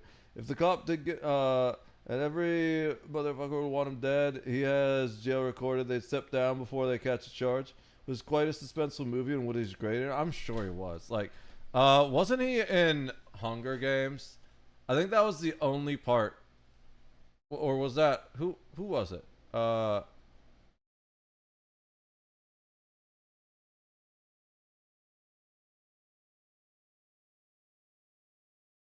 Yeah, that was the only part of the entire movie I liked, was Woody Harrelson's character. I gotta be honest. He was so good. He was so good. Just the fucking dude that was like the previous Victor, who was like a drunk and like knew how fucked the whole system was, it was totally over it. Like, oh my god, his character was so good. Let's see. I know they move, but they usually don't get jail time. That's true. Here's the thing though. He's still probably set for life once he gets out. For 2 reasons. 3 reasons. The first one is cops look after their own. The second one is there are a bunch of... There's 2 groups of people. We'll call them racists and FUDs. So obviously we know why the racists are going to support him. Who are the FUDs and why do the FUDs support him? FUDs are the guys that are like, excuse me. FUDs are the guys that are like, the only firearm that you should ever have is a bolt-action hunting rifle and a original 1911 chambered in .45. That's where I get the term from. It's like from Elmer Fudd type guys, right? That's where it comes from, FUDs. And they are generally in this weird spot where they're kind of pro-cop, but also like half sovereign citizen at the same time. And so they're going to be like, oh, well, he shouldn't have resisted. It's his own fault for resisting. But at the same time, they're like the type of guys that will threaten you with a shotgun if you're too close to his property. And so FUDs and racists are going to absolutely love that guy when he gets out. So he's going to land somewhere probably. It was based on a true story about a saturation driving accident. Interesting. Pontifac say drug thing is fake. I don't was that English, D-Day? What do you mean by that? He was also in War of the Planet of the Apes. I haven't seen that. I heard that was pretty good though. I mean, other cops will. Yeah. I just remembered he was in the Hunger Games. I haven't watched that since I saw it in theaters. I saw it with my family because my sister read the books and she was into them. I liked the premise, the idea of it. I just don't think it was that well implemented, you know? PolitiFact? What drug thing is fake? Oh, what drug thing specifically? I don't know what drug thing you mean. To murder of George Floyd, as it says here in the amended complaint, second-degree. I read the books before the movie. It definitely wasn't as good as Lord of the Rings or Dune. I love Dune. Dune is one of my all-time. I love Lord of the Rings too. I have all 3 extended edition DVDs of Lord of the Rings. I never completed reading that series though. I read the Hobbit and I think the first book and half of the second book. I may still have the books somewhere, but I lost a lot of books in one move when I like had to emergency move out of a place, and I still don't have all my books up here in Erie from when I moved from Pittsburgh. A lot of them are back at my parents' place in Pittsburgh still. So hopefully I get those up here eventually. But Dune, I actually read that whole thing on stream, but I haven't seen the movie yet. I need to see the movie. Says the claim was fake. He didn't die due to drugs. Dude.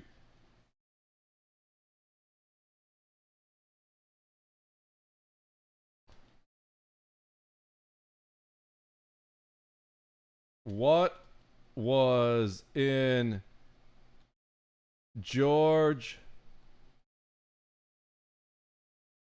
So, PolitiFact kind of lies a lot. Talks screen.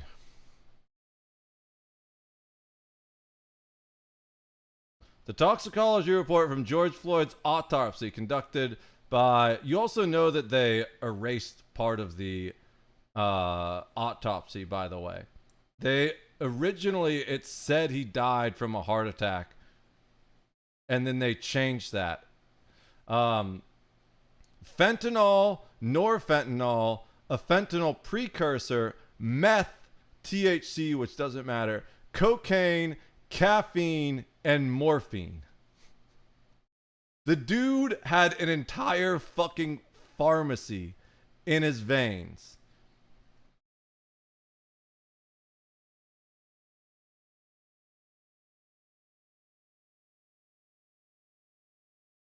Cardiopulmonary arrest, complicating law enforcement subdual and neck compression. Although they found out later that the autopsy revealed, this is where it gets really crazy, right?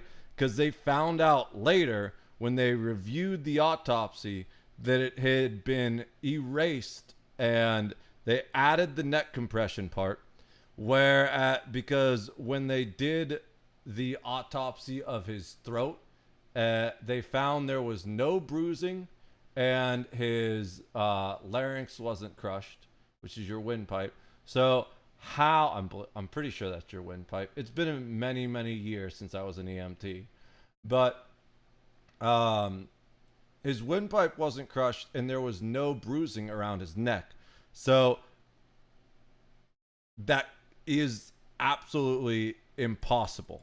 There was a cover-up, essentially, but it was kind of a cover-up in the other direction.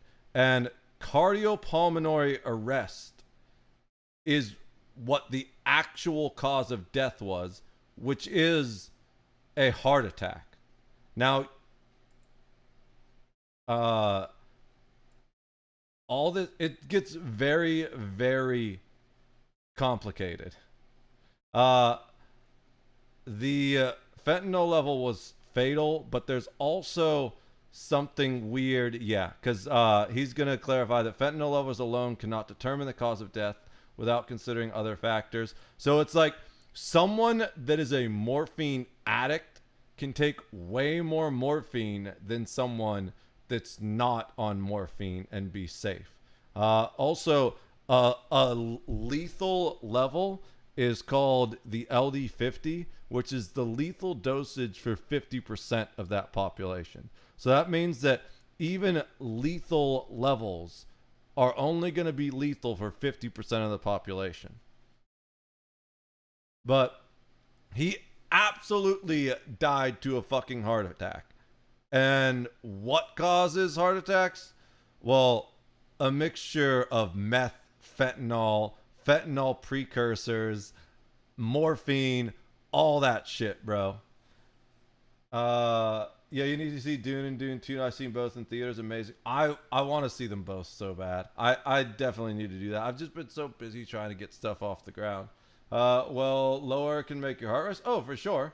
Air is absolutely a factor. But if they were compressing his neck enough to restrict air, there would have been bruising in the muscles around his neck.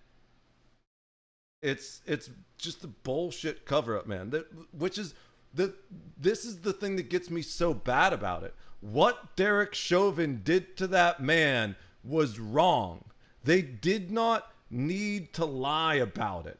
But the fact they lied about it anyways just reduces, it makes the whole thing muddy, you know? It's fucked up. Murder unintentional while committing a felony. Now, that underlying felony was assault. And that's because Minnesota, if we really want to get into the weeds of it, the people who did the most to kill him,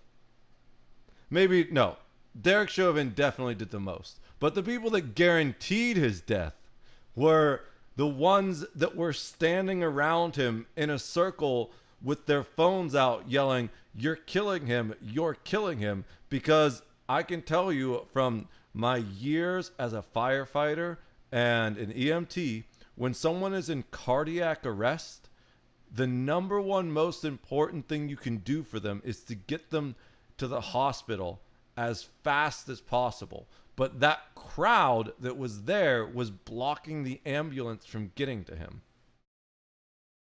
If he had gotten in that ambulance quicker, his chance of survival goes up dramatically. Assault someone and that assault leads to them dying, then you can be charged with what's known as felony murder because you were committing the felony of assault. That assault led to the person's death. Then you have felony murder, which can get you up to 40 years in prison. And since this is an I bet it getting bed was an interesting chat, enjoyable. I'll hopefully back. I hope you're back too. I stream every Sunday through Thursday, assuming I don't have a migraine like I did last night.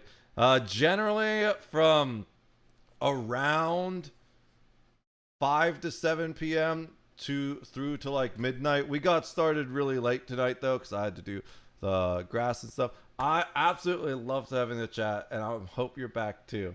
Take care, Aqua Queen. Have a good sleep. I won't be too far behind you. We're just watching 1 or 2 more videos and then calling it a night. I'm not doing any gaming tonight because I'm just exhausted from mowing the lawn, and I don't want to fall asleep and get one of my WoW characters killed because we do WoW hardcore right now. You don't have to prove that Chauvin actually intended to commit the murder. You just have to prove that he intended to commit the underlying felony, which was assault. And I think you can make an easy argument that he committed an assault against George Floyd. Yes. And in the commission of that assault, George Floyd died. There you have felony murder, which he was convicted of. Now, in the case in the state of Minnesota, there was a jury. We watched the trial. All that occurred. Derek Chauvin didn't plead guilty to anything in the Minnesota case. Now, let's move to the federal case. Now, in the federal case, Derek Chauvin pled guilty. There was no jury. There was no trial. He pled guilty. Now, Derek Chauvin pled guilty to willfully depriving 2 citizens of their constitutional rights, specifically the right to be free from unreasonable search and seizures, and the right to be free from unreasonable force by police officers. Now, again, Derek Chauvin depriving 2 citizens. He absolutely violated that man's civil rights, which, all in all, regardless of what he was on, the man probably does not die if he doesn't get dragged out of his car and beat like that, you know? I'll keep those days in mind. Have a good night. Take care, Aqua Queen. I'll see you around. Their rights that led to these charges. Appreciate you stopping by and hanging out. Occurred on September 4th, 2017, and the second was the George Floyd incident that occurred on March 25th, 2020. Now, this is what Derek Chauvin is on record to admitting to. The defendant admits that his willful use of unreasonable force resulted in Mr. Floyd's bodily injury and death because his actions impaired Mr. Floyd's ability to obtain and maintain sufficient oxygen to sustain Mr. Floyd's life. And when it comes to the juvenile, the defendant admits, like he admitted to this, to using unreasonable force was so willful as evidenced by the report the defendant wrote about the incident in which he omitted that he repeatedly struck the juvenile on the head with a flashlight, grabbed juvenile by the throat, and used his knee to pin juvenile to the ground for more than 15 minutes. The defendant's willful uses of unreasonable force resulted in the bodily injury to juvenile 1. And here is Derek Chauvin's signature on this plea agreement to denote that yes, he signed this under penalty of perjury, that everything he's saying in this document is true. And his attorney also signed it. So let's just put it all together. Minnesota, you had a jury trial, unintentional murder, all that stuff about fentanyl and all that stuff applies in that particular case. And in that case, a jury found him guilty of the second-degree murder that was unintentional. Then you have the federal case, which is totally different. It's not about George Floyd being killed, but that Derek Chauvin admitted to depriving both Floyd and an unnamed juvenile of their constitutional rights. There was no trial and there was no jury. So now we have the 2 separate cases, the murder case in Minnesota and the deprivation of rights in the federal circuit. Now, when it comes to what Trump can do, he can pardon Chauvin for the federal deprivation of rights. Now, in that particular case, remember, Chauvin has said, I did this. I deprived this juvenile, who was like 12 or 14, of his rights when I bashed him over the head with the flashlight and arrested him unjustly, right? That's one of the federal charges. And then the second charge is Derek Chauvin admitted to using excessive force against George Floyd, and that was also a deprivation of rights. So now let's listen to Ben Shapiro explain what exactly he's going after here. But when it came to BLM, the inciting event for the BLM riots that caused $2 billion in property damage in the United States and set America's race relations on their worst footing in my lifetime, was in fact the railroading of Derek Chauvin in the death of George Floyd. The evidence demonstrates that Derek Chauvin did not in fact commit murder of George Floyd. George Floyd was high on... He had a... So, whether or not it was murder is questionable based on how you define murder. At the very least, it was definitely manslaughter. The police have a responsibility to protect us. And the only reason, maybe not the only reason, who knows? Maybe George Floyd drives home and then has a heart attack on his couch or whatever. But what is pretty obvious is that being yanked out of his car in that way and beat so severely definitely contributed to his death. He was not having a heart attack when Derek pulled him over. That was a result of what happened to him. So at the very, very least, manslaughter. And this is what Ben Shapiro likes to do, right? He will mince words. First of all, he talks really, really fast so that you don't have time to think and be like, oh, wait, that was wrong. Oh, wait. Oh, he's already on something else. Yeah, I mean, I guess it must be right because he talks really fast because he's smart, right? He's not. He's kind of smart, but he's also just a cruel, spiteful little gnome of a dude where he could use his intelligence for such better things. And I think he's smarter. He thinks he's smarter than he is, which is why he comes up with these fucking stupid ass takes. Like, he's one of those people that is so smart that he thinks himself into a stupid delusion. So, is it murder technically by the letter of the law? Maybe not. But I don't mean to alarm you. oh, yo, what's up, Dom Rocks Music? Being followed. Thank you for the follow. I really appreciate it. How's it going tonight? Warning, normally we don't get super political on this channel, but I wanted to watch this video, so we're commenting on maybe the most political thing that ever happened, which was the George Floyd murder case. Ben Shapiro is being deceptive, deceitful, and dishonest about Derek Chauvin. Here's the proof is the title of this video. I'm doing pretty good, Dom. We mowed the lawn today, so I'm a bit itchy because I always get itchy after mowing the grass. But other than that, we're doing great. A little tired, started later than normal, but here we are. How are you doing? I'm here to debate, bro. Yeah. Hey, I mean, come at me, bro. No, I'm kidding. So we're always open to friendly and respectful discussion on virtually any topic in this channel, which is why I have no problem watching this and discussing with people. I studied political science and philosophy in college, so I generally take a pretty removed perspective to all this stuff because I peered behind the veil. All I really care about is the truth And I find that ends up meaning I'm on nobody's side because everyone's a fucking liar these days. So we're just watching this, commentating on it. The video is by Nate the Lawyer. Let me share this before I forget. Go give this guy a like. I was debating his facts, except for you were like you were listing stuff that was proven wrong, D-Day. So the autopsy literally said, let's bring it, Grok has the history. We got a bunch of conversations.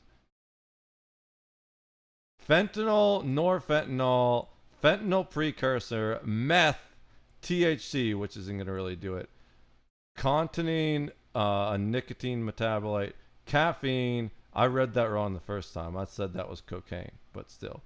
And morphine. His cause of death was cardiopulmonary arrest, which is a heart attack. But we also found that the neck compression during examination, there was no bruising on his neck or crushing of his windpipe. So that was a lie. Also, it appears that the autopsy was erased and rewritten at one point.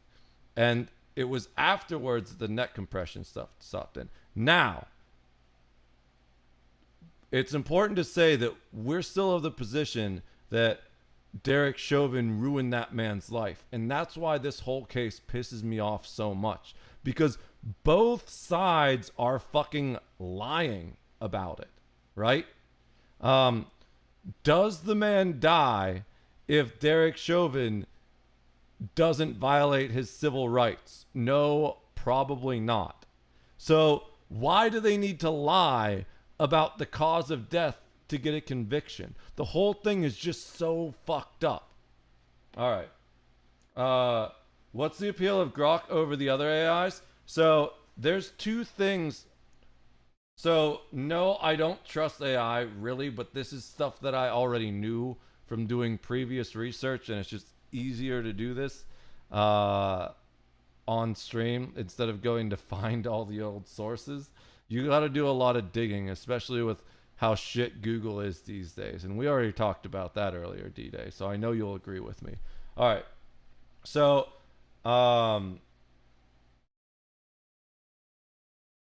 what appeal of Grok over other AIs? So there are two things I really like about Grok. One is that it searches the internet. A lot of people don't know this, but most of the other AIs don't search the internet. They're just built on stuff that was farmed from the internet, but whatever is in that model is just what it has. Where when you go look at Grok, it will actually do searches, and you can even ask it to do deeper searches. So if you see here, it shows you all of its sources, whereas the other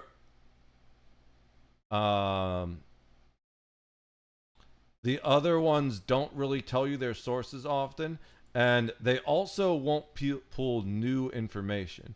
Whereas now, of course, we're searching something from several years ago, but let's see if we can do one of the coolest thing here is it's got two features I really like. So Think makes it spend extra time processing a concept, which I found is really good. Oh, there's three things. We'll get to the third thing, which is something I really like when having deep philosophical discussions with Grok. I can tell it to really think about something for a while, and it'll come up with some interesting connections. But the other really cool tool that's specific to the internet search is you've got these deeper search and deep search. And what it's going to do is, so keep in mind, that these AI are generally designed to take a relatively non-determinative position, and not only that, but they also can only go off the information that's provided for them. They don't have any reasoning capabilities like we do, right? They are really just monkeys feeding back information that's been fed to them. So whatever results it gets are dependent on both the material it was trained on, and in Grok's case, what it happens to find through its search. And we don't know if it's actually gonna find the truth, because often lies are shouted louder than the truth. But we're gonna do a deeper search here just to demonstrate what about the suggested evidence that the autopsy report was erased and rewritten, and it also, how is the cause of death supposed to be neck compression when there was no bruising on the neck or crushing of the wind pipe? Now, again, just for anyone that may be popping in, Derek Chauvin is absolutely responsible for this man's death. It's just that he doesn't really appear to have died the way he said he died. They said he died. So why can't they just tell the truth? Now, what you see here is going to do this deeper search right here. And a lot of these sources already that I'm seeing are not necessarily reliable sources, which is one of the problems. And the number two, I don't know what a lot of these sites are, but the two that really stick out to me are AP News, which is so sad because the Associated Press used to be one of the most reliable news sources. It generally just would report the facts, and it would give the facts so that other news sources could then do their more biased reviews. But over the years, it's become increasingly liberal, and as a result has become less and less reliable. The other one is NPR, which, if you don't know, NPR has always been very, very left-leaning. I don't see any right-leaning sources here, which is interesting because it kind of makes you wonder if it's got a built-in left-leaning bias. Like, there's no Fox News. I think New York Times is left-leaning as well. So it's interesting to see what it's going to come up with all these left-leaning sources, but I think we can guess. So the second thing I like about Grok over the other AIs is that it remembers things across conversations now.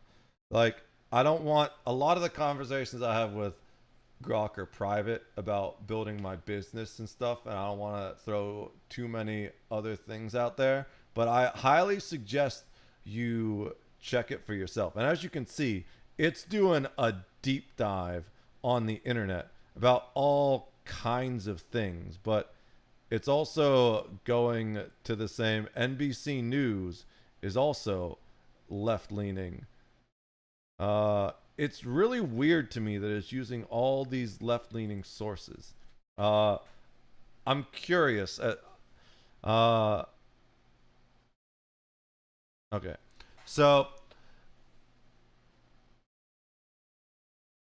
all right. Really? Okay. So it claims that there is no credible evidence suggesting that George Floyd's autopsy report was erased or rewritten. Seems likely the report has remained consistent. Maybe I heard misinformation, but we'll I don't feel like going into that anymore. We can look into it later, but I'm too tired to do this whole search. Research suggests neck compression can cause death without visible bruising. It's not visible bruising. They literally looked underneath his skin. By restricting blood flow or affecting the nervous system despite no windpipe damage. That is highly, highly unlikely. I can tell you as a firefighter and an EMT for many years that if someone is experiencing enough compression of the neck to actually deprive them of oxygen, it's almost definitely going to leave marks. I do really want to look more into the whole this thing, but I'm way too tired to go down that rabbit hole again. It's really weird to me that it only searched liberal. I'm saying this as a guy that's actually left-leaning myself, but not this left. It's really weird. Like, if you guys notice, there's all left-leaning sources here. Not a single one of these is middle of the road or right-leaning. Not that there's any middle of the road news sources at all anymore, but this is crazy to me. Like, it hurts my brain to think about how much searching I'm gonna have to do to find the sources. Let's ask Grok itself. Why are there all left-leaning sources in your search? Why didn't you look at any right-leaning sources to get a more balanced picture? Because remember, everyone has a bias.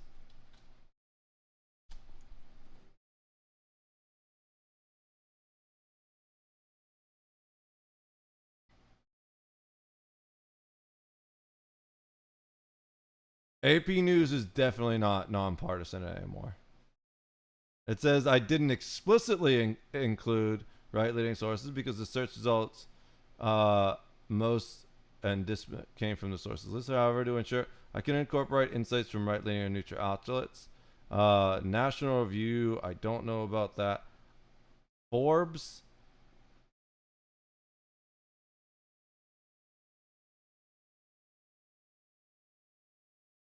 Forbes is the only one of these. I don't even know if Forbes is right-leaning, to be honest. But yeah, it's neutral, exactly.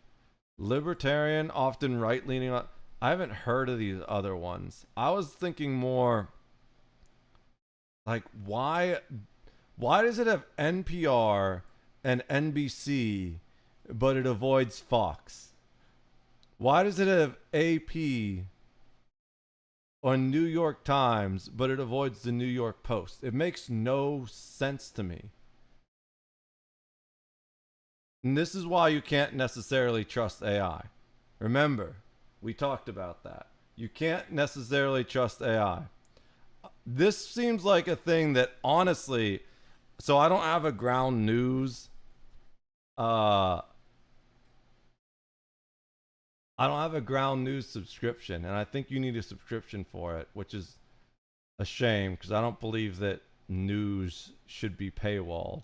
But this is one of the things I would like to see on Ground News, because Ground News will actually show you who's reporting on it and where. But this is such a huge rabbit hole, I don't have the energy for it right now. But to answer your other two questions, well, to answer the rest of your question. So the 4 reasons we have now I like Grok over other AIs is it will actually search the internet, unlike other AIs which don't.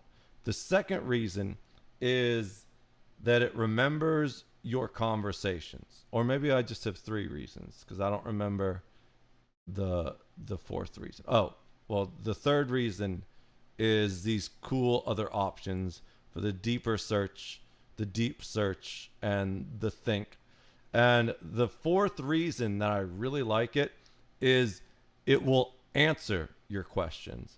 When I was originally trying to figure out which AI I was going to use the most, I was asking philosophical questions to these AI about AI ethics, basically. Like the first conversation I ever had with Grok was about the ethics of AI, and the other AI all just refused to answer the prompt, whereas Grok actually had a conversation with me. So Grok is the least censored. Dude, all of the news sites lie all the time. MSNBC is actually one of the biggest liars of all of them, and I'm pretty sure that was in this list.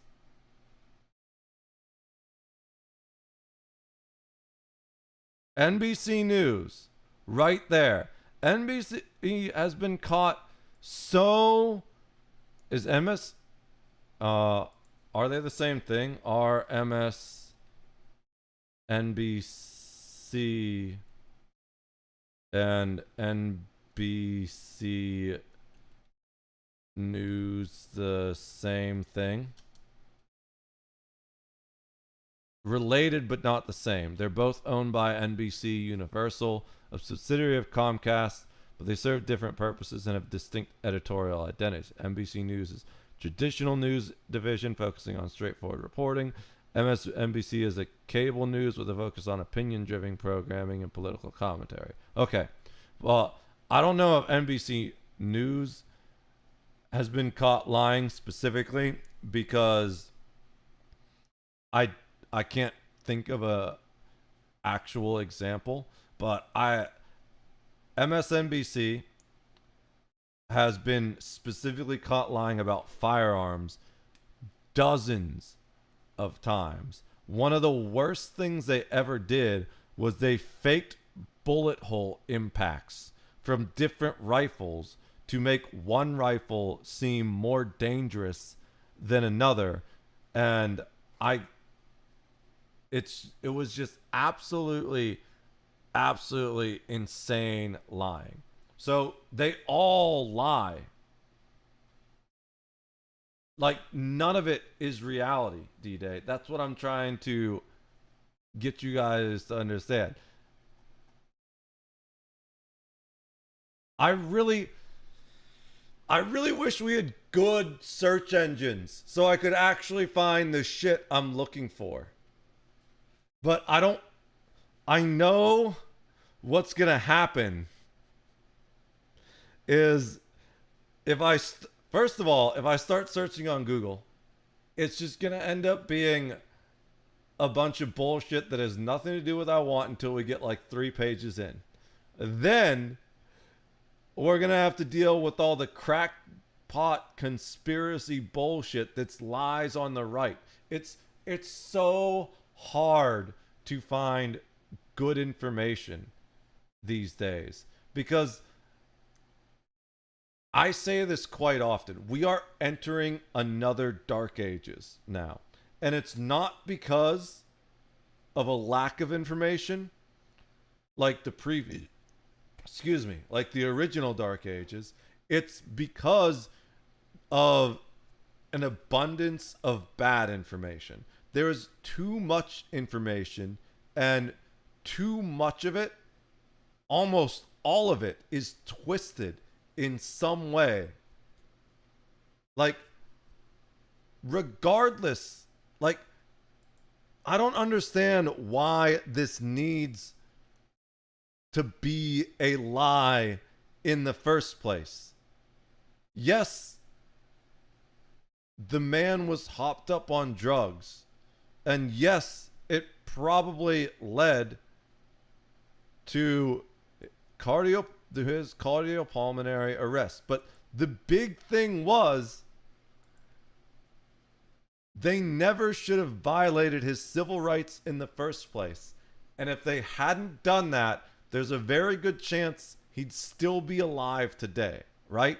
So the whole lie becomes unnecessary on both sides. Well, I guess ironically, the left is telling the bigger lie, but they're the ones that don't need to lie at all. If anything, it's the right that needs to lie to try and justify the reason why Derek Chauvin was in the right. And it's so fucking insane to me that the side that needs to lie less is the side that's lying more in this situation. It's just so fucked up. It makes no goddamn sense.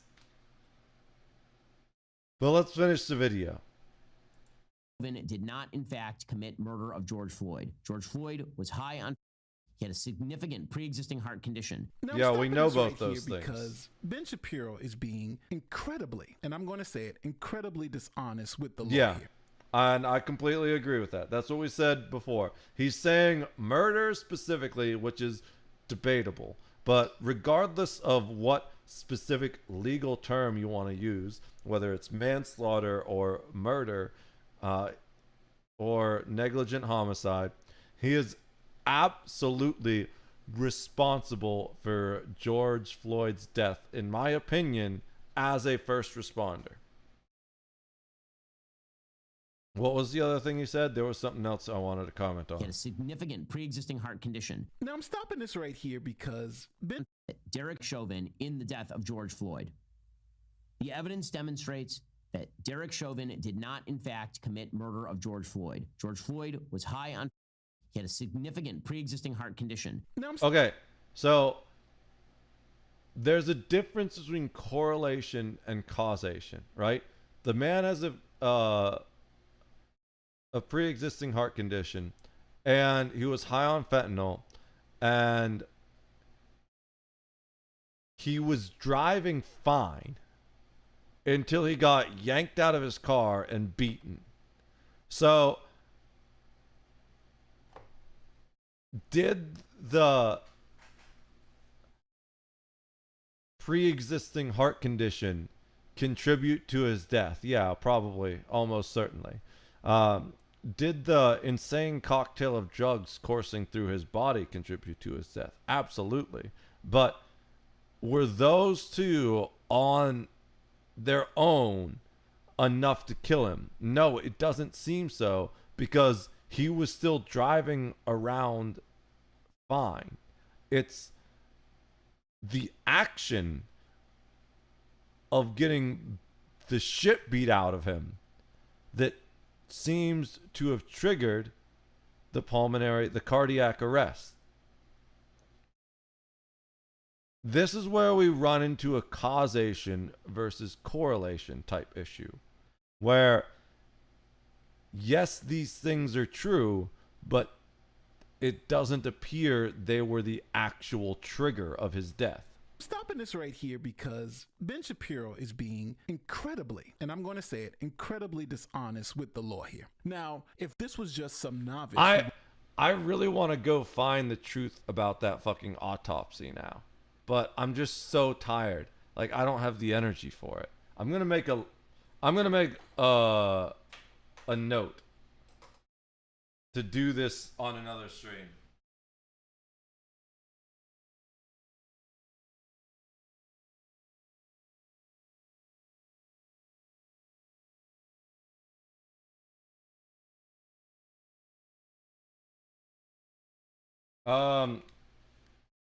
Sadly, I'm going to be in streaming a game I wasn't expecting to release midnight, but we are here. What game? Have a good one, Steel. Peace, D-Day. Have fun with your stream. I really appreciate you stopping by.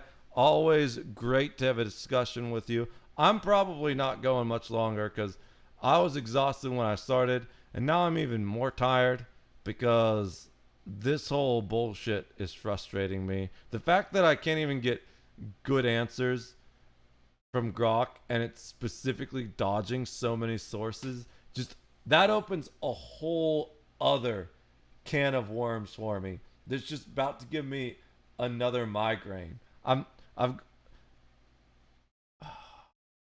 glad that it at least shows me the sources so I know not to trust it, you know? Whereas the other AI just they're like, trust me, bro. And then they tell you that it's a good idea to put glue on your pizza to help the cheese stick.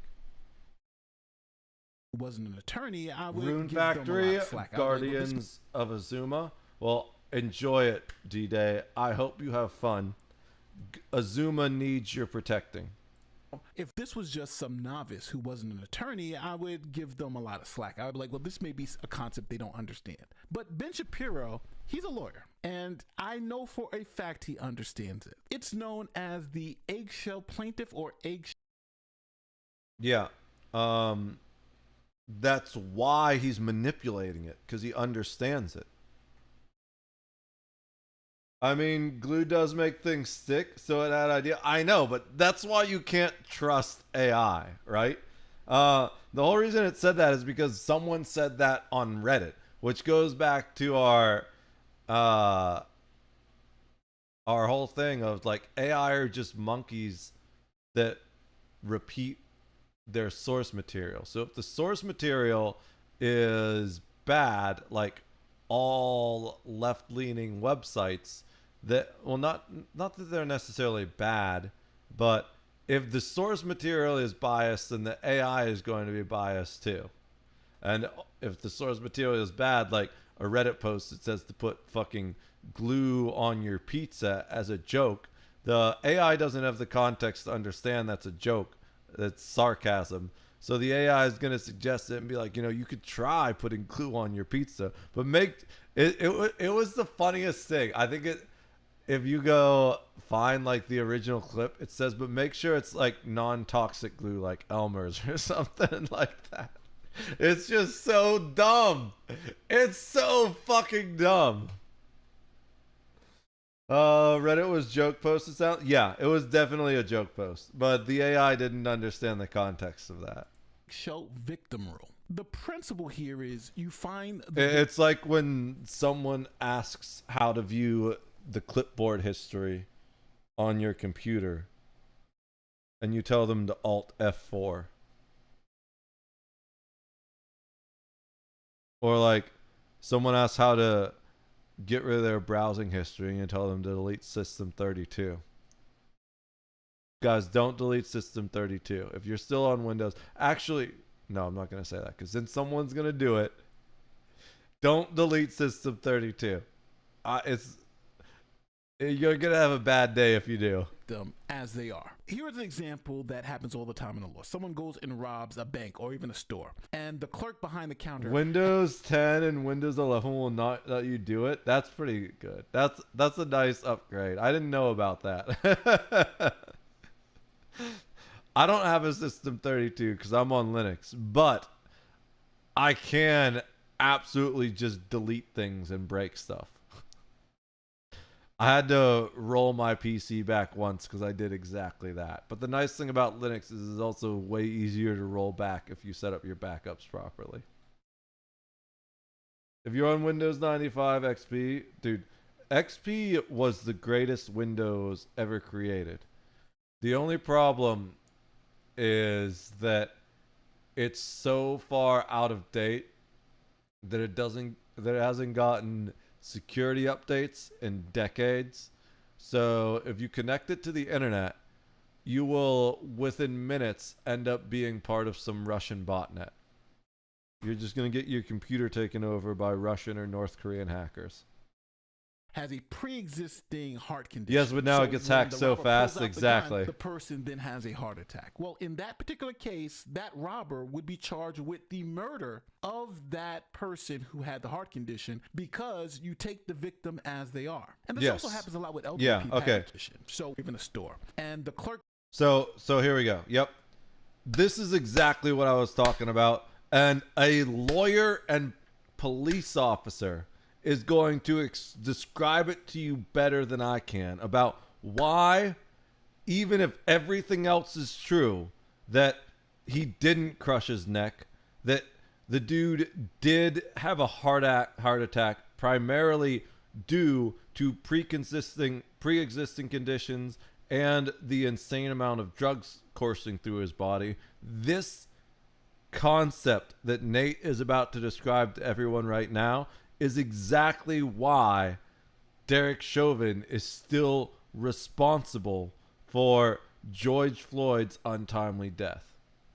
Here's an example that happens all the time in the law. Someone goes and robs a bank or even a store, and the clerk behind the counter has a pre-existing heart condition. So when the robber pulls out the gun, the person then has a heart attack. Well, in that particular case, that robber would be charged with the murder of that person who had the heart condition because you take the victim as they are. And this also happens a lot with elderly people, where if you push down on someone who's 90 years old, they could die from that fall, where if someone who is, let's say, 50 or even in their 20s wouldn't. Now, that was a long way to...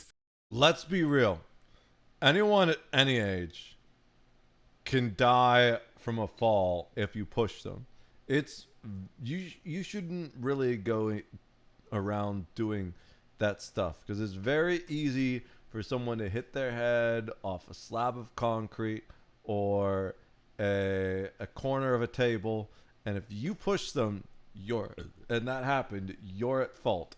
And as D-Day is saying, you're going to have a bad day. Say in law, it doesn't matter what your pre-existing condition is. If someone exacerbates that condition that leads to your death in the commission of a crime, then you're going to be held accountable under the murder statute. Ben Shapiro knows. And this is all important because by violating George Floyd's civil rights, Derek Chauvin was committing a crime. And during the commission of that crime, it led to George Floyd's death. And therefore, Derek Chauvin is responsible for that man's death. So why the fuck do they even need to lie about the circumstances of his death when the law is so clear about this? It pisses me off to no end. Knows this, every lawyer knows this, and again, I think he's lying to the audience because he hopes the audience is just so ignorant to this concept that he can say these things and it gets around everyone's head. He was even out of the car. He was in the car saying... That's what I was saying. He's so smart that he knows in his head that he's smarter than you. He knows he can lie to you because he thinks he's smart enough to lie and get away with it. That's something they found, at least maybe it's not true anymore. But back in the day, when I used to research psychology a little bit, they found that the smarter a person is, the more likely they are to lie, because the more likely they are to think they can get away with lying, because they're smarter than the people around them, according to their own brain. I'm not sure how much I trust Grok anymore, but we'll see what they say. I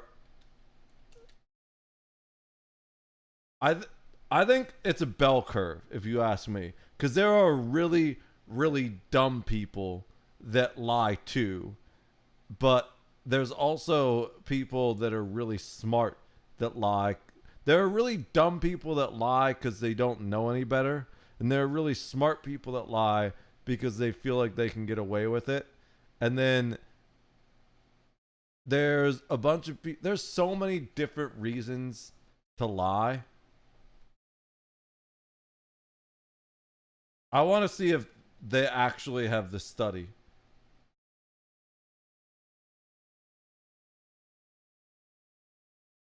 There's no clear evidence, apparently. Some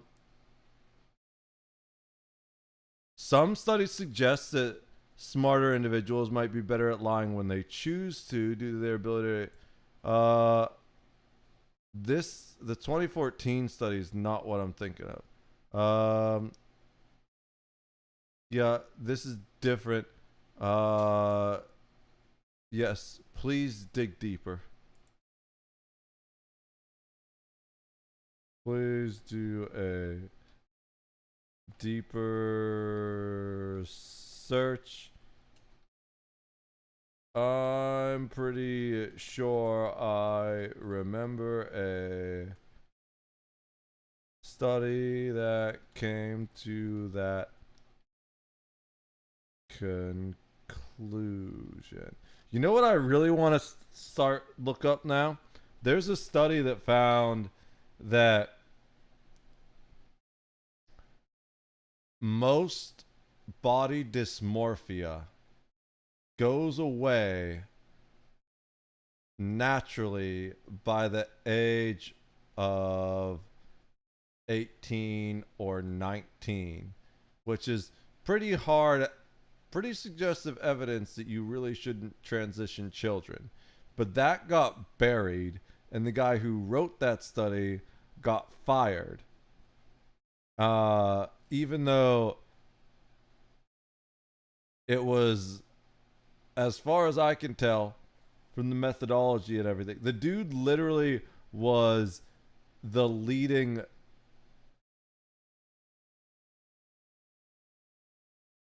whatchamacallit, like the leading expert on gender dysphoria for decades, but recently came under a whole bunch of flack once gender identity politics became a thing, because he kind of stood in the way of their attempts to manipulate children. Let's see.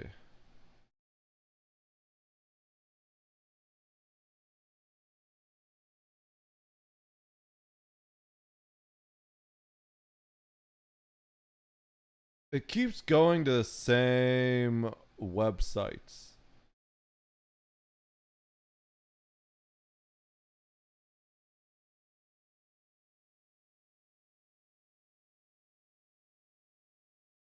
More intelligent extroverts are more likely to deceive.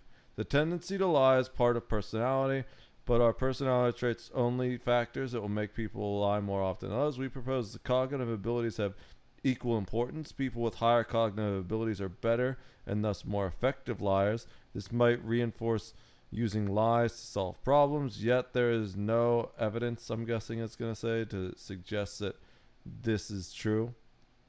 So maybe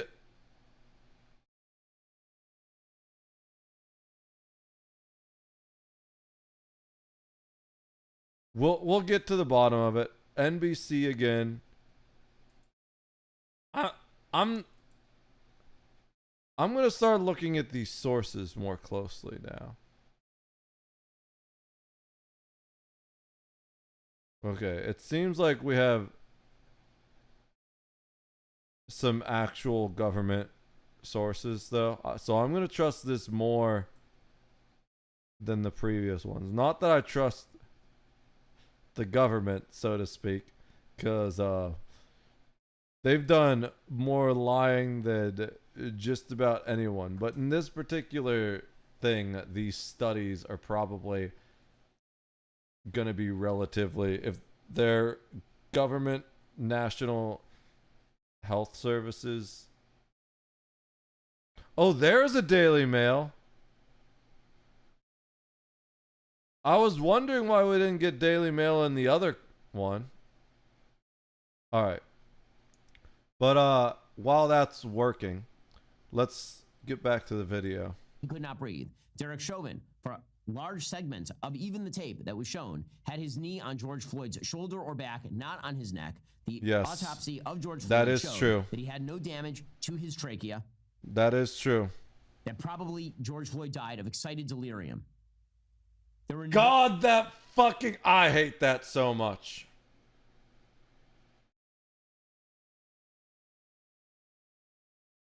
I absolutely hate the excited delirium term, because it's literally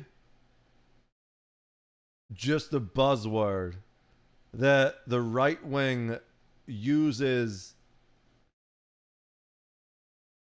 to disenfranchise people who are having an emotional reaction to something negative happening to them. We all have emotional reactions.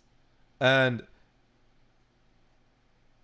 excited delirium is the biggest fucking made up bullshit I have ever heard. I've never seen any type of reasonable explanation or application of it, except for, oh, we want to justify why the police were allowed to kill this guy. That's the only usage I ever see for excited delirium. It's like, oh yeah, well,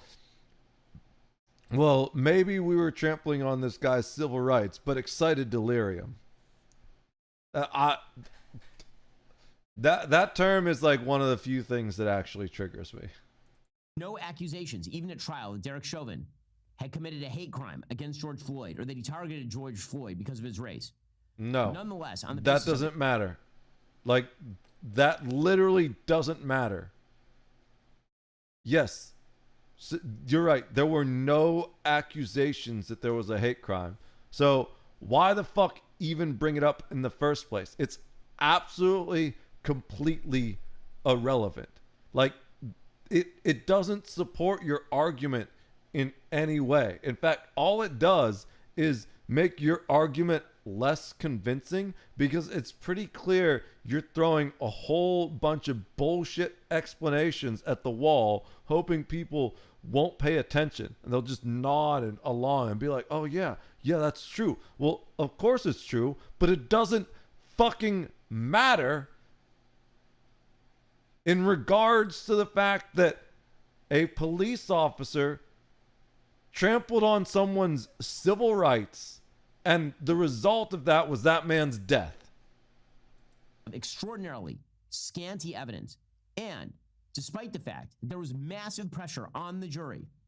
No, I have to stop it right here again. He's asking for President Trump to pardon Derek Chauvin on his Don't federal fucking charges. do it. There was no jury, as we discussed before. All this evidence he's talking about wasn't presented in that case. Derek Chauvin pled guilty to those charges. More lying. More straight up lying. I didn't even catch that one. I'm glad Nate caught it. There was no jury in the case that Ben Shapiro is talking about, but he was talking about pressuring the jury. Thank you, Nate, for picking up on that one. I missed it. To the underlying conduct, and also said he did it previously to a juvenile. Yeah, he beat the kid over the head with the flashlight. Dude So has I don't know what history. Ben's talking about when he says the jury was confused. The jury was this. In Derek Chauvin's federal trial, which he's asking that Trump pardon him for the federal charges, there was no jury. There was no trial.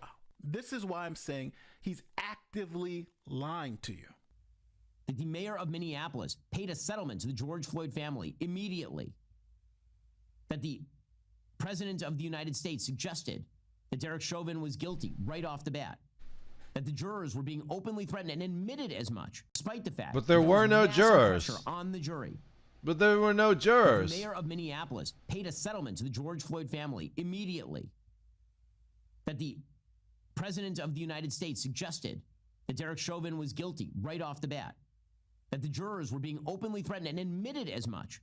Despite all of that, Derek Chauvin was convicted on federal charges and pled guilty to federal charges. Now, do you see how deceptive that was? Do you see how he's playing you for a fool? There was no jury in the federal case. He wasn't convicted by a jury in the federal case. That's the state case. He pled guilty. The man pled guilty. I don't think, like, what else is that supposed to mean? The man pled guilty. It wasn't even that he was convicted. He just pled guilty. He's talking about. In the federal case, he said, yes, I beat that 14-year-old with a flashlight, depriving him of his constitutional rights because I was a police officer. So he's asking President Trump to pardon him for that? That's before George Floyd. And Ben Shapiro needs to read this plea agreement because Derek Chauvin actually admitted to depriving George Floyd of his rights because he used excessive force. Now, I want to be clear. Everything Ben Shapiro's talking about happened in the state trial. Trump can't pardon him for the state charges. He can only pardon him for the federal charges. And Ben Shapiro is lying to you. And the way he's lying to you is he's making an argument against the state charges, but then tries to hide the fact that he really wants Derek Chauvin to be pardoned for bashing a 14-year-old in the head with a flashlight. That's what he's actually asking Trump to do. Now, I want you to listen to this last part again, where he has to concede that Derek Chauvin pled guilty to federal charges, but he's going to make it almost sound like a jury found Derek Chauvin guilty of those federal charges. Listen to the way he sets it up again. That the jurors were being openly threatened and admitted as much. Despite all of that, Derek Chauvin was convicted on federal charges and pled guilty to federal charges. Yeah, he's trying to scam you, people. Ben Shapiro is trying to He was scam never the audience. convicted. And I don't say that lightly, but he's literally trying to scam you. And it led to vast chaos. It led to, again, the destruction of racial comedy in the United States, $2 billion in property damage, and a guy rotting in prison who the evidence demonstrates certainly was not guilty beyond a reasonable doubt in that case. If we're going to talk about delivering pardons, President Trump, I think, should really seriously consider pardoning on federal charges. He can't pardon on state charges Derek Chauvin, who is convicted of the murder of George Floyd. Now, I want to be very clear when I say this. Ben Shapiro is actively lying to you. He's being extremely dishonest and disingenuous. Derek Chauvin was not convicted of killing George Floyd for federal charges. He just wasn't. Matter of fact, he pled guilty. He said, I did it. This is the way I did it. The evidence shows it. And then on top of that, he also said, I've done it before in 2017 to a 14-year-old. I think the kid was like 14 years old, maybe between 12 and 14, where he bashed him over the head, put handcuffs on him, put his knee on his back and stood over him for 12 minutes. He's got a pattern of doing this. So for Ben Shapiro to pretend that the federal charges were based on the death of George Floyd alone is a lie. And on top of that, Derek Chauvin has other federal charges like tax evasion that obviously he's not bringing up. So Ben has just essentially just told everybody, hey, the jury got it wrong. They were coerced. They were threatened. But when you just look at the documents, people, don't trust me. There was no jury in the federal trial. He says there was no proof beyond a reasonable doubt. Yes, there was. He said, I did exactly what they're saying I did. That's your proof beyond a reasonable doubt. When the defendant says, I did it, that's your proof beyond a reasonable doubt. He said he did it twice. I don't understand. Now, if he was asking for donations to pardon Chauvin on the state charges, trying to get the governor of the state, then I think he'd have a better argument. But as of right now, his argument to ask Trump to pardon Chauvin on those federal charges, which had more to do with depriving citizens of their constitutional rights as a law enforcement officer, the 14-year-old. So Ben Shapiro is trying to grift you. He's trying to lie to you, but this is not any type of legal analysis. And everything that he's saying about the Chauvin trial, even if I agree with the stuff he's saying with Minnesota, which I don't, but even if I did agree, it would be irrelevant to the federal charges. Tell me when I'm wrong in the comment section. Tell me, hey, Nate, I agree with Ben Shapiro. He's the best, because I don't really say this a lot, especially about other attorneys. But he's just straight up lying to you, gaslighting you, and trying to get you to believe something that's obviously not true. Because he's hoping. Yeah, I agree with you, Nate. Ben Shapiro is clearly lying and intentionally misinforming other people. And this is a terrible thing. Now, let's see if we, okay.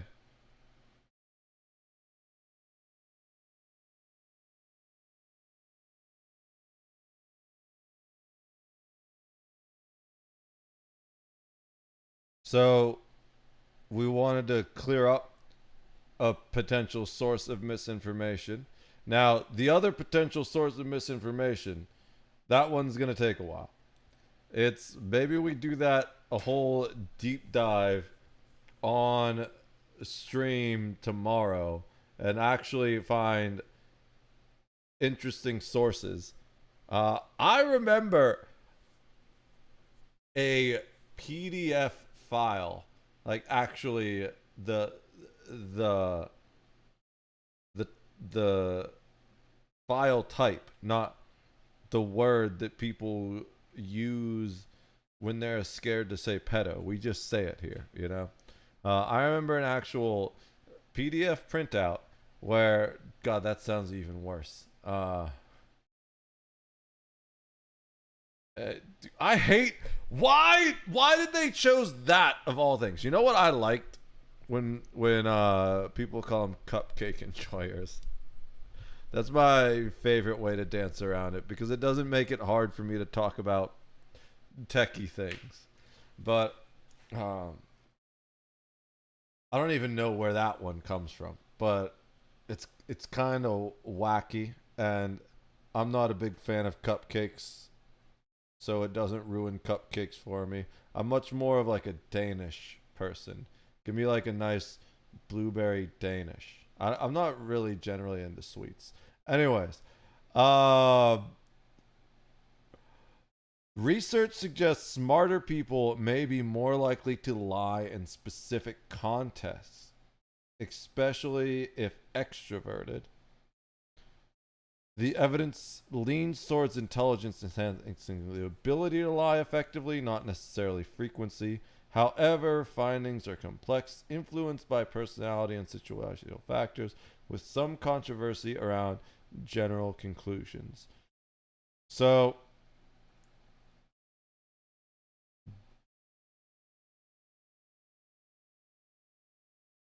yeah, this is basically what I was talking about. Studies show that people with higher intelligence, especially those who are extroverted, tend to lie more in experimental settings where lying could benefit them, like in games or when helping a charity.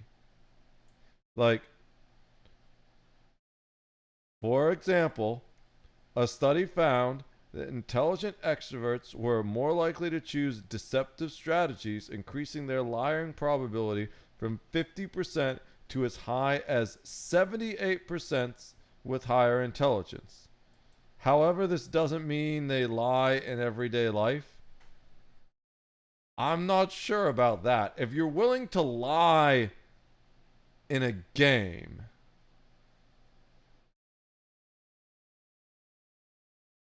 like, cheaters are cheaters. Liars are liars. But let's see what else it says.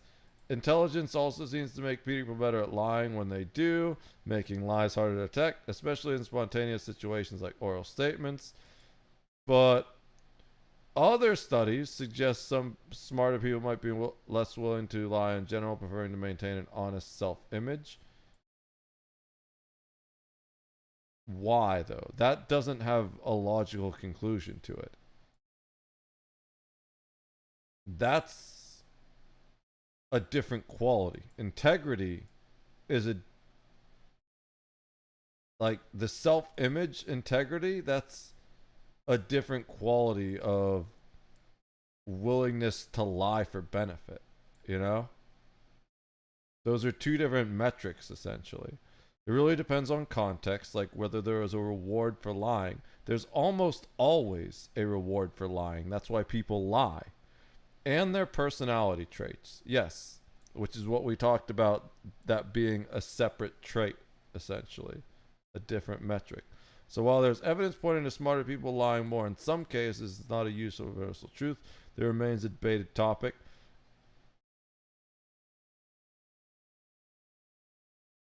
Here's the thing. I'm not sure if it was exactly... Is this going to show me the... Yeah. National Library of Medicine. More intelligent extroverts are more likely to deceive. I don't know if this is exactly the study I was looking for, but this is basically the conclusion that I was citing when I said this. I remember reading a paper like this, if not this paper, at some point, where it was like, yeah, the smarter someone is, the more likely they are to lie.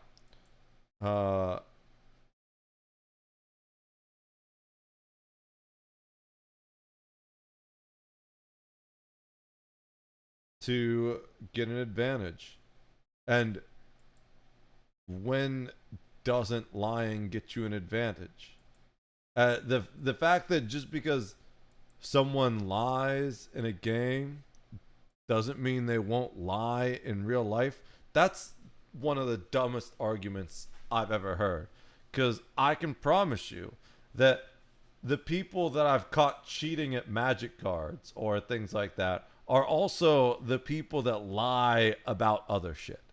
So we can, I'm going to go ahead and say it's confirmed that more intelligent people are more likely to lie. However, it's definitely true that there are a lot of other factors. One thing that I didn't expect was the extroversion factor. I was thinking more about the integrity factor. You know, well, there's two things that I thought mattered more than extroversion.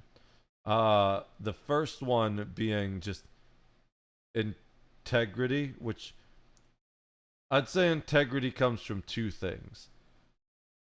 There's really two kinds of integrity, I'd say, like spiritual integrity and personal integrity, right? Personal integrity is, I'm not going to lie because that feels wrong, or because I was raised not to lie, right?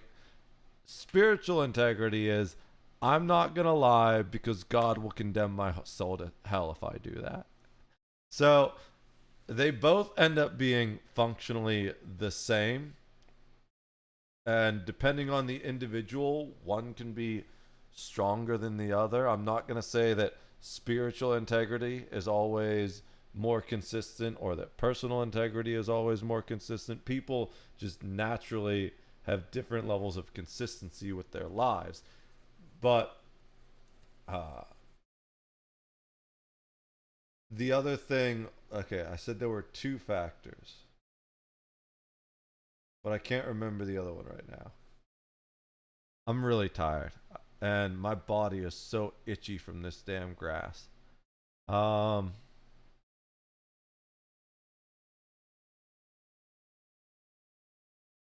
I'm just actually drawing a blank. I rarely draw a blank. I used a lot of energy shouting about that damn video.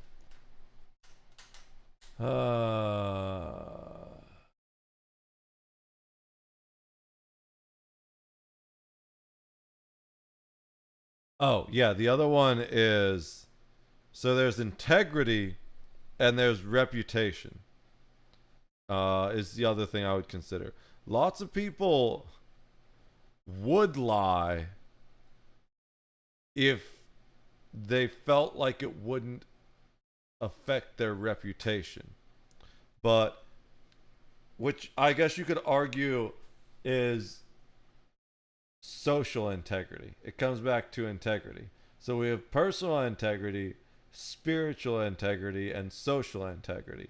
Where it's like, I've often found that those type of people will lie with one group of people but not with another, whereas that's why I kind of consider it different than personal integrity or spiritual integrity, because generally the personal integrity and spiritual integrity types, they're relatively consistent about not lying or when they will lie. For example, like, I would absolutely lie, but it would be like to protect someone's lives. Like, for a while, I was in the Air Force, ROTC, and I wanted to be a pilot. And as a pilot, you are often privy to confidential military secrets that, if they got out, could seriously harm people or have them killed. So if I were a pilot that ejected over enemy territory and got captured, would I lie to keep the people I love safe about knowing vital information? Yes, absolutely. But am I gonna lie about some court case? No. Am I gonna lie about my feelings or things that I've said in the past? Absolutely not. Like, are there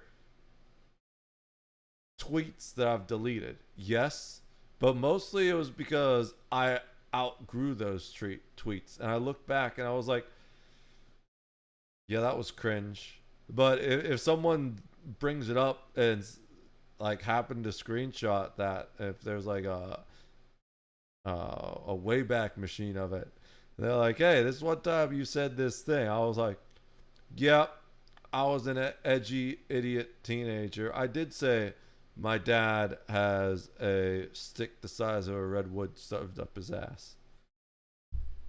That's the first tweet that comes to mind when I think of a tweet that I deleted. When I was really young, I was in like high school. I sent out, this was like when Twitter first came out. I didn't really have anyone to talk to. And my parents were always pretty much helicopter parents. My dad was always pretty strict, and I really didn't feel like I had anyone to talk to. So Twitter became like the outlet for a lot of my frustration. Besides, I used to do a lot of writing of poems too. I have some crazy poems that are gonna come out, crazy songs one day, and you'll understand, or you won't. Either way, it doesn't matter. It'll be therapeutic for me. But Twitter used to be my therapist in some ways, and then I would just say shit that I didn't feel like I could say normally. And there was one time my dad was being so anal about the pettiest thing. I don't even remember what it was, but it's one of those things that if I told you today, you would be like, that's ridiculous. I can't believe your dad ever got mad over that. But I was so frustrated and I felt so powerless that I sent out a tweet. It was something like, most people just have a stick shoved up their ass, but my dad has a whole redwood up there. And I got in trouble for that one. Somehow that got back to my dad, and that was not a fun week, to say the least.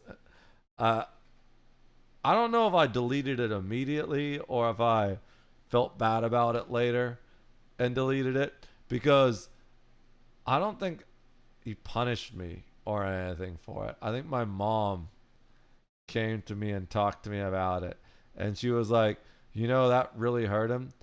And the crazy thing is, like, they never really considered why I sent that out in the first place, and it was because I was really hurting. It's weird how they were like helicopter parents, but it's always about them. It didn't matter that I was in pain and that I was tweeting those things because I was suffering and I didn't have anyone to talk to. All that mattered was that my pain was hurting them, and that wasn't okay. But it did make me feel bad when my mom came and told me that my dad was really upset about it. So I eventually deleted that tweet. But I don't even know. I'm rambling. This is how you can tell I am insanely tired, because I cannot keep a single train of thought anymore. I really want to get to the bottom of this whole... I have it written on the post-it note here. The George Floyd autopsy. We're going to get to the bottom of whether or not that was erased. There was some weird stuff with it. where it was like written with a different pen or different handwriting or different ink or something like that. I really want to examine this, but it almost seems in a way like Grok has been trained to ignore the sources that I think might have the information. And I know Google is not going to just give us that information, because one, I wouldn't be surprised if Google were trained to intentionally ignore that information too, but also Google is just going to bury us with piles and piles of irrelevant bullshit before we actually get to the truth. Because that's all it does now. The internet is dead, and so is the hope for humanity. No, I'm kidding about that second part. I believe there's still hope for humanity. No, I'm kidding. Otherwise, I wouldn't be doing this. I don't waste my time on things that I feel are hopeless. Speaking of hopeless things, though, we are going to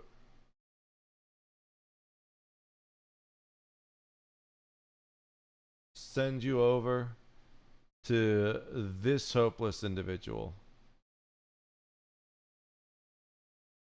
D-Day, who was chilling in chat a moment ago. I'm going to go to sleep before it ends up a ridiculous time and I end up starting late tomorrow. There's so many things I want to do, but I really want to get to the whole bottom of this autopsy thing. Maybe I'm wrong. I don't want to ever spread misinformation. That's the only reason I really care about getting to the bottom of it. And it was definitely sus, to say the least. But let's go ahead and throw you guys at D-Day. I am going to, guys, if you want to follow the socials, there they are in chat. If you want to get notifications whenever I go live, there's the Discord. I would appreciate if you would stick around for the raid if you're not already gone. If I can type correctly, there is the raid command. There's the raid if you're a sub. I am going to go sleep for an eternity, and when I wake up, I'm gonna do some administrative work, and then we'll be live again. Peace.